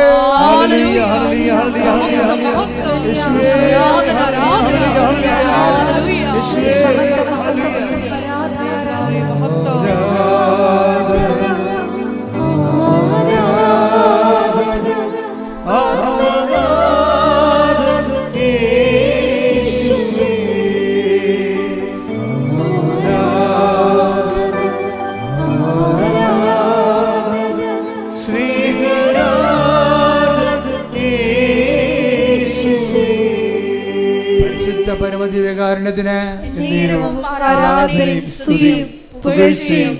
പരിശുദ്ധ പരമദിവ്യകാരുണ്യത്തിന് ആരാധനയും സ്തുതിയും പുകഴ്ചയും ഉണ്ടായിരിക്കട്ടെ. വളരെ രസകരമായൊരു സാക്ഷ്യം ഉണ്ടായിരുന്നു ഈ ദിവസങ്ങളിൽ. അതൊരു അക്രൈസ്തവ സഹോദരി പറഞ്ഞതാണ്. അവരുടെ പേര് സജിനി സുരേന്ദ്രൻ. ഇവിടെ പ്രത്യേകത എന്ന് പറയുന്നത് ഹരിപ്പാട് മുനിസിപ്പൽ കൗൺസിലറാണ്. ഹരിപ്പാട് മുനിസിപ്പൽ കൗൺസിലറാണ് സജിനി സുരേന്ദ്രൻ. ഇവരുടെ വാർഡിൽ 40 വർഷമായിട്ട് ഒരു നടവഴി, ജനങ്ങളെല്ലാം പകുതി മുക്കാലും അതിലാണ് പോകണമെങ്കിലും മഴക്കാലമാകുമ്പോൾ വെള്ളം പൊങ്ങിക്കഴിഞ്ഞാൽ റോഡ് മുങ്ങിപ്പോവും, ആ വഴി മുങ്ങിപ്പോവും, പിന്നെ നടക്കാൻ പറ്റത്തില്ല. ഇപ്പോൾ ജില്ലാ പഞ്ചായത്തിൽ പ്രോജക്റ്റ് അനുസരിച്ചുകൊണ്ട് ഇവർക്ക് റോഡ് അനുവദിച്ചിട്ടുണ്ട്. ഇവർ വലിയ സങ്കടപ്പെട്ടിട്ടാണ്. അപ്പോൾ അവർ മെമ്പറായ കാലം മുതൽ ഇവർ മുനിസിപ്പൽ ഓഫീസിലും അവിടെ തന്നെ മുനിസിപ്പൽ കമ്മിറ്റിയിലും പറഞ്ഞ് അവസാനം ഇവർക്ക് റോഡ് അനുവദിച്ചത്. റോഡ് അനുവദിച്ചപ്പോൾ എന്താ, ജില്ലാ പഞ്ചായത്തിൻ്റെ പ്രോജക്റ്റാണത്. അപ്പം 3 മീറ്റർ റോഡിൻ്റെ അപ്പുറത്തും വിടണം. സാധാരണ പഞ്ചായത്ത് റോഡിനേക്കാൾ വീതിയുണ്ട്. അതിനെല്ലാം ഒരു കൺസെൻറ്റ് വാങ്ങിക്കാൻ വേണ്ടി തന്നെ പുഞ്ചപ്പാടത്തെ കൺസെൻറ്റാണ്. 20 പേരുടെ ഇടയ്ക്ക് 20 പേരുടെ ആൾക്കാർക്ക് അന്ന് ഈ 1.5 കിലോമീറ്റർ താമസിക്കുന്ന 20 അണ്ടപ്പേരുണ്ട്. അതെല്ലാം തപ്പിയെടുത്ത് ഓരോരുത്തരൊക്കെ കൈമാറി പോയി അതൊക്കെ വാങ്ങിച്ചെടുത്ത് അവസാനം കൺസെൻറ്റെല്ലാം ഒപ്പിച്ച് കൊണ്ട് മുനിസിപ്പൽ ഓഫീസിൽ കൊടുത്ത് ഇവർക്ക് റോഡ് സാങ്ഷനായി. പിന്നെ എന്താ ചെയ്യേണ്ടത്, പ്രോജക്റ്റ് എഴുതി പോകണം. അതിന് AE ആണ്, അസിസ്റ്റൻറ്റ് എഞ്ചിനീയറാണ് അതിൻ്റെ ആൾ. അസിസ്റ്റൻറ്റ് എഞ്ചിനീയർക്ക് പ്രോജക്റ്റ് എഴുതിക്ക് ടൈം ബൗണ്ടായിട്ടല്ലാണ്. ആ ടൈം കഴിഞ്ഞാൽ പിന്നെ നമുക്ക് സബ്മിറ്റ് ചെയ്യാൻ പറ്റത്തില്ല. അസിസ്റ്റൻറ്റ് എഞ്ചിനീയർ എല്ലാ കൺസെൻറ്റും അതിൻ്റെ എല്ലാ കാര്യങ്ങളെടുത്തിട്ട് എസ്റ്റിമേറ്റ് എടുക്കാൻ വേണ്ടി അസിസ്റ്റൻറ്റ് എഞ്ചിനീയറിനെ കൊടുത്തിട്ട് പോയി. അപ്പോൾ സംഭവം കിട്ടി. കാര്യം മുനിസിപ്പൽ കമ്മിറ്റി തന്നെ ഇടിപിടിച്ച് മേടിച്ച റോഡാണത്. പക്ഷേ അത് എല്ലാം സെറ്റായിട്ട് ഇവർക്ക് കൊടുത്തിട്ട് ഇവർക്ക് ആശ്വാസമായി. അപ്പോൾ 3 ദിവസം കഴിഞ്ഞപ്പോൾ ഇവർ ചെന്ന് സെക്രട്ടറി കണ്ടപ്പോൾ സെക്രട്ടറി ഓക്കെ അല്ലേ, ഇനി നമുക്ക് മുന്നോട്ട് പോകാമല്ല. അപ്പോൾ മാഡം ഓക്കെ അല്ല, അസിസ്റ്റൻ്റ് എഞ്ചിനീയർ ഇത് പ്രോജക്റ്റ് വിട്ടിട്ടില്ലെന്ന് പറഞ്ഞു. പ്രോജക്റ്റ് വിട്ടിട്ടില്ല. അപ്പോൾ ഇവിടെ ചങ്കിൽ ഇടുത്തി പോലെ. നിങ്ങൾക്കത് മനസ്സിലാകുന്നില്ല, എനിക്കത് മനസ്സിലാവും. ഞാൻ ഈ റോഡ് ഉണ്ടാക്കാനൊക്കെ കുറേ നടന്നിട്ടുള്ള കാരണം എനിക്ക് പെട്ടെന്ന് അവർ പറഞ്ഞൊക്കെ മനസ്സിലായി. പ്രോജക്റ്റ് വിട്ടിട്ടില്ല. അപ്പോൾ ഇവർക്ക് ക്ഷോഭിക്കണോ, അവർ വന്നിട്ട് ഇവരോട് പറഞ്ഞ് ഇത് ഞാൻ മെമ്പറായിട്ടിരിക്കണില്ല, ഞാൻ രാജിവെക്കുകയാണ്, ഞാൻ ഇനി വരത്തില്ല ഇങ്ങോട്ട്, വന്നിട്ട് കാര്യമില്ല. ജനങ്ങളോട് നീതി പുലർത്താൻ വേണ്ടിയാണ് അവരെന്നെ ജയിപ്പിച്ച് വിട്ടത്. ജനങ്ങൾക്ക് വേണ്ടി ഒന്നും ചെയ്യാൻ പറ്റുന്നില്ല, പിന്നെ ഞാൻ എന്തിനാണ് മെമ്പറിൻ്റെ സ്ഥാനം പിടിച്ചിരിക്കുന്നത്. അവർ സെക്രട്ടറിയോട് മറ്റെല്ലാവരും പറഞ്ഞ്. പക്ഷേ എന്താ അപ്പോൾ സെക്രട്ടറി പറഞ്ഞ് AEയോട് പോയി ചോദിക്കാൻ പറഞ്ഞ്. അസിസ്റ്റൻറ്റ് എഞ്ചിനീയറോട് അസിസ്റ്റൻറ്റ് എഞ്ചിനീയർ പറഞ്ഞു, മാഡം ഇനി 3 മാസമേ ഉള്ളൂ ഈ പ്രോജക്റ്റ് ലാപ്സാകാൻ. അതിനുള്ള 1.5 മാസം വേണം എസ്റ്റിമേറ്റ് എടുക്കാൻ. 1.5 മാസം കൊണ്ട് എസ്റ്റിമേറ്റ് എടുത്ത് സാങ്ഷനായി വന്നാൽ 1.5 മാസം കൊണ്ട് ഈ പണി തീരത്തില്ല. പിന്നെ നമ്മൾ കൊടുത്ത് അവസാനം കിട്ടാതെ പോകുന്നത്. അതുകൊണ്ട് ഞാൻ പ്രോജക്റ്റ് വിട്ടില്ലെന്ന് പറഞ്ഞു. അതോടുകൂടി ഇവർ സങ്കടപ്പെട്ട് പോകുന്നപ്പോൾ ഇവരുടെ ഇരിപ്പും നടപ്പും വീട്ടിൽ വരുന്നുള്ള ചേട്ടയെ കണ്ടപ്പോൾ ഇവരെ ഭർത്താവ് വിചാരിച്ച് ഇവർ ഇതായി പോകുമെന്ന് പറഞ്ഞ്, അതായത് ഇവർക്ക് വട്ടായി പോകും. അപ്പോൾ പറഞ്ഞ്, എടിയാ റോഡ് നാട്ടുകാരാണ്, അത് വേണമെങ്കിൽ റോഡ് ഉണ്ടാകുമ്പോൾ ഉണ്ടാകും, നീ എന്തിനായിട്ട് ടെൻഷൻ അടിക്കണത്, നീ എന്തിനാണ് ഇത്രയും ടെൻഷൻ അടിക്കേണ്ടത്? നിന്റെ ടെൻഷൻ അടിക്കേണ്ട ഒരു കാര്യമില്ല. അതൊക്കെ ആളെ ഞങ്ങൾക്ക് വീട്ടുകാർക്ക് ആളെ നഷ്ടപ്പെടരുത് കേട്ടോ എന്ന് പറഞ്ഞിട്ട് ഭർത്താവ് ഇവരോട് ചൂടാവും. അപ്പോൾ ഇവരെന്ത് ചെയ്യുമെന്ന് പറയും, ഇവർ ഉടമ്പടി എടുത്ത് വെച്ചും ഇവർ നേരെ ഉടമ്പടി ഉപ്പ് കൊണ്ടുപോയി ഇവിടെ ഈ റോഡിടാനുള്ള സ്ഥലത്ത് കൊണ്ടുപോയി വിശ്വാസപ്രമാണം ചൊല്ലി ഉടമ്പടി ഉപ്പിട്ട് കഴിയുമ്പോൾ, മാതാവേ നിൻ്റെ റോഡാണ്, നിനക്ക് വേണമെങ്കിൽ ഈ റോഡ് വേണം. ഇപ്പം കാര്യം എനിക്കിനി ഇവിടെ ഒന്നും ചെയ്യാനില്ല, ഞാൻ ചെയ്യാവുള്ളെല്ലാം ചെയ്ത് പരാജയപ്പെട്ടിരിക്കുകയാണ്. ഇനി എന്തെങ്കിലും ഇവിടെ പൊങ്ങി വരണമെന്നുണ്ടെങ്കിൽ, ഈ ഫയൽ പൊങ്ങണമെങ്കിൽ അമ്മ വിചാരിക്കുക. അതുകൊണ്ട് ഞാൻ റോഡ് അമ്മയെ ഏൽപ്പിക്കണമെന്ന് പറഞ്ഞു. അമ്മയെ ഏൽപ്പിക്കണമെന്ന് പറഞ്ഞ് 3 ദിവസം കഴിഞ്ഞപ്പോൾ ഇവരെ ജില്ലാ കമ്മിറ്റിയിൽ നിന്ന് വിളിച്ച്, മാഡം റോഡ് പാസ്സായിട്ടുണ്ട് കേട്ടാ. അപ്പം ഇവരെന്താ ചെയ്തതെന്ന് വെച്ച് കഴിഞ്ഞാൽ അത് ശ്രദ്ധിക്കണം. അവിടെ വിശ്വാസത്തെ അവരൊരു ധ്യാനം കേട്ടപ്പോൾ അവർ പറഞ്ഞു, ഈ തലക്കനമുള്ള ആൾക്കാർക്ക് ഉടമ്പടി വർക്കൗട്ട് ചെയ്യത്തില്ലെന്ന് ഞാൻ പറയുന്നുണ്ട് ധ്യാനത്തിൽ. ഇപ്പം ധ്യാനം എപ്പോഴും ശ്രദ്ധിക്കണം കേട്ടോ. എല്ലാവരും ഇപ്പോൾ ഈ ധ്യാനപ്രസംഗം കേട്ടാൽ രക്ഷപ്പെടണത്. അവരുടെ തലക്കനമുള്ള ആൾക്കാർക്ക് ഉടമ്പടി വർക്കൗട്ട് ചെയ്യത്തില്ലെന്ന് ഞാൻ ഏതോ ഒരു ധ്യാനത്തിൽ പറഞ്ഞിട്ടുണ്ട്. കാര്യം നിങ്ങൾ ഹെഡ് മാസ്റ്ററാണ്, നിങ്ങൾ പഞ്ചായത്ത് മെമ്പറാണ്, അല്ലെങ്കിൽ പ്രിൻസിപ്പൽ സെക്രട്ടറിയാണ്, തഹസിൽദാറാണെന്നൊക്കെ പറഞ്ഞാൽ നിങ്ങൾ ഇതിൻ്റെ ഏറ്റവും കൂടുതൽ മാർക്കുള്ളത് പത്രവിതരണത്തിനാണ്. കാര്യം അത് ദൈവത്തിന് പ്രയോജനമുള്ള കാര്യം. 2 കാര്യത്തിനാണ് ഉടമ്പടി കൂടുതൽ മാർക്ക് കിട്ടുന്നത്. എന്താണ്? സാക്ഷ്യം പറയണതിനും പത്രം കൈമാറുന്നതിനും. ഇത് രണ്ടും ചമ്മലുള്ള പരിപാടിയാണ്. നമ്മുടെ തലക്കനുള്ള ആൾക്കാർ ഈ സംഭവം ചെയ്യത്തില്ല.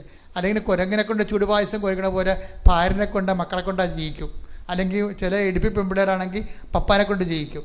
ഇത് വർക്കൗട്ട് ചെയ്യത്തില്ല. അത് ഞാൻ നേരത്തെ പറഞ്ഞിട്ടുള്ളതാണ്. തലക്കന ഉള്ളവർക്ക് ഉടമ്പടി പറഞ്ഞിട്ടില്ലെന്ന്. എന്ന് വെച്ചാൽ അവർ എളിമപ്പെടണം. ശക്തനായവൻ എനിക്ക് വലിയ കാര്യങ്ങൾ ചെയ്തിരിക്കുന്നു. എങ്ങനെ ചെയ്തതാണ്? അവിടുത്തെ ദാസിയുടെ വിനീതാവസ്ഥ. അതാണ് മാതാവിൻ്റെ ഒരു സാമ്പത്തിക ശാസ്ത്രം എന്ന് പറയുന്നത്. ശ്രദ്ധിക്കട്ടെ. ഹല്ലേലൂയ. ലൂക്കാന്റെ സുവിശേഷം. ശ്രദ്ധിക്കട്ടെ. ഹല്ലേലൂയ. ലൂക്ക 1:48-49. അവിടുന്ന് തന്റെ ദാസിയുടെ താഴ്മയെ കടാക്ഷിച്ചു.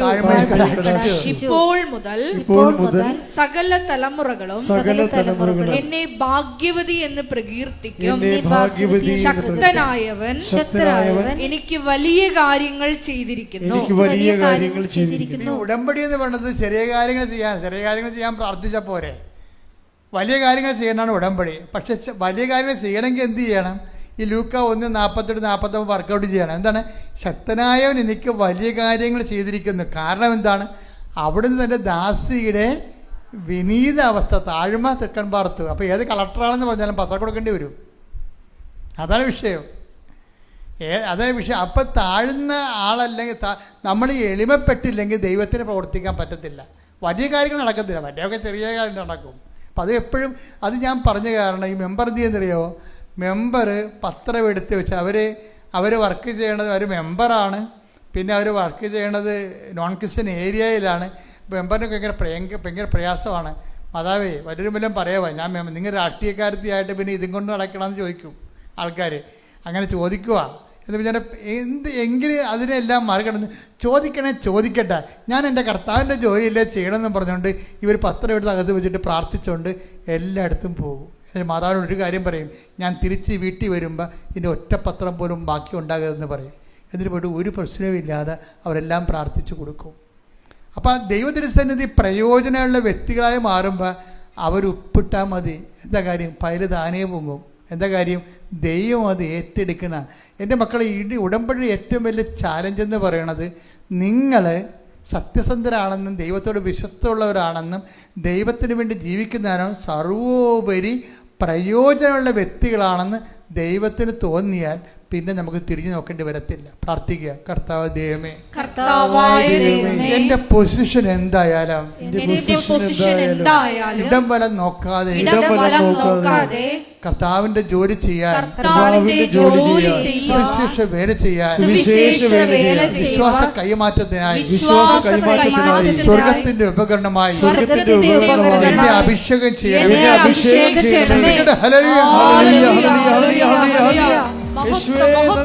തന്നെയാണ് അവർ ജീവിക്കുന്നതെന്ന് ഉറപ്പുള്ളവരുടെ കാര്യങ്ങൾ കർത്താവ് ഞങ്ങളുടെ തിരുസന്നിധിയിൽ സമർപ്പിച്ചുകൊണ്ട് പ്രാർത്ഥിക്കുന്ന കർത്താവേ, ഈശോ സ്പർശിക്കുന്ന കർത്താവേ, മക്കളില്ലാത്തവരെ വിവാഹം ഒത്തുവരാത്തവർ, കടകമ്പോൾ നടത്തി പരാജയപ്പെട്ടവർ, ജീവിക്കാൻ മാർഗമില്ലാത്തവർ, ഒരു തൊഴിലിന് വേണ്ടി പരിശ്രമിക്കുന്നവർ, വിസ പുതുക്കാൻ വേണ്ടി വേദനിക്കുന്നവർ, ജോലിക്ക് വേണ്ടിയും വിദ്യാഭ്യാസത്തിന് വേണ്ടിയും കരഞ്ഞ് പരിശ്രമിക്കുന്നവർ, വസ്തു വിൽക്കാനോ വാങ്ങിക്കാനോ വീട് വാങ്ങി വയ്ക്കാനോ വീട് ലഭിക്കാനോ വേണ്ടി പരിശ്രമിച്ച് പ്രാർത്ഥിക്കുന്നവർ, ദൈവത്തിൻ്റെ കരുണ കർത്താവേ, അങ്ങയുടെ കൃപ, അങ്ങയുടെ കരുണ കൊണ്ട് കർത്താവ്, ഞങ്ങളുടെ കഴിവ് കൊണ്ടല്ല, അങ്ങയുടെ കൃപ കൊണ്ട് കർത്താവ്, അങ്ങയുടെ മക്കളുടെ മേൽ കർത്താവ് ഈ കൃപാസനം നടന്നിട്ടുള്ള മുഴുവൻ ആരാധനയുടെ ശക്തിയാൽ ദൈവത്തിൻ്റെ കൃപ നിങ്ങളിലേക്ക് ആവശ്യിക്കട്ടെ.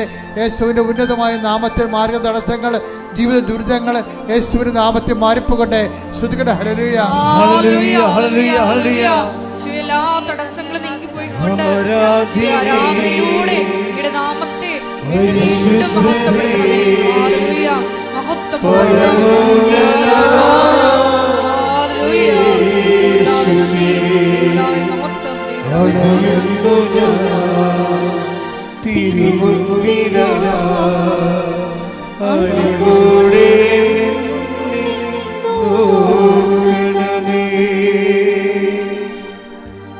എല്ലാവരും മുട്ടേന്നിക്കുക. മൗനമായി പ്രാർത്ഥിക്കേണ്ട സമയമാണ്.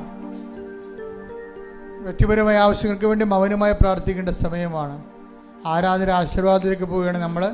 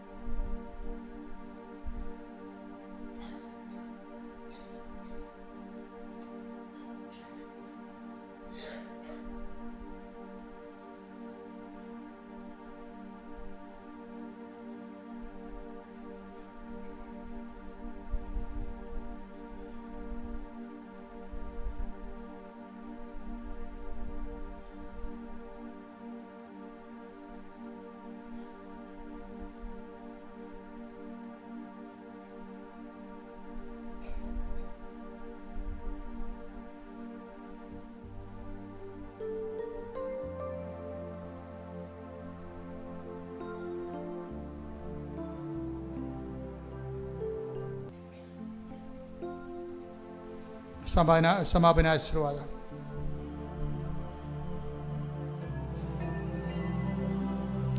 പ്രത്യക്ഷീകരണത്തിന്റെ സാക്ഷികളാക്കി ഞങ്ങളെ ഓരോരുത്തരെയും ഈ അൾത്താറിൽ ഉയർത്തണമേ എന്ന് പ്രാർത്ഥിച്ചുകൊണ്ട് ശിരസ് നമിച്ച് നമുക്ക് ദിവികാരുണ്യനാഥന്റെ ആശീർവാദം സ്വീകരിക്കാം.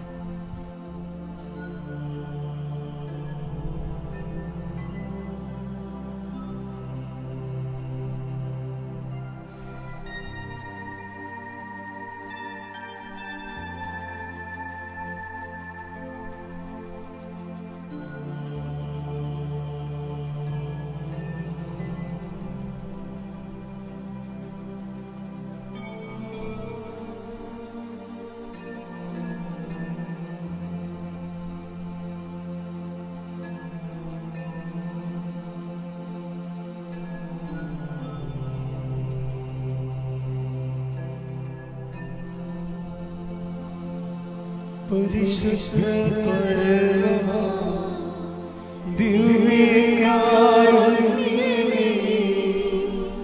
ഇന്നുമെന്നും അങ്ങേക്ക് ആരാധന. പരിശുദ്ധ പരമ ദിവ്യകാരുണ്യമേ, ഇന്നുമെന്നും അങ്ങേക്ക് പരിശുദ്ധ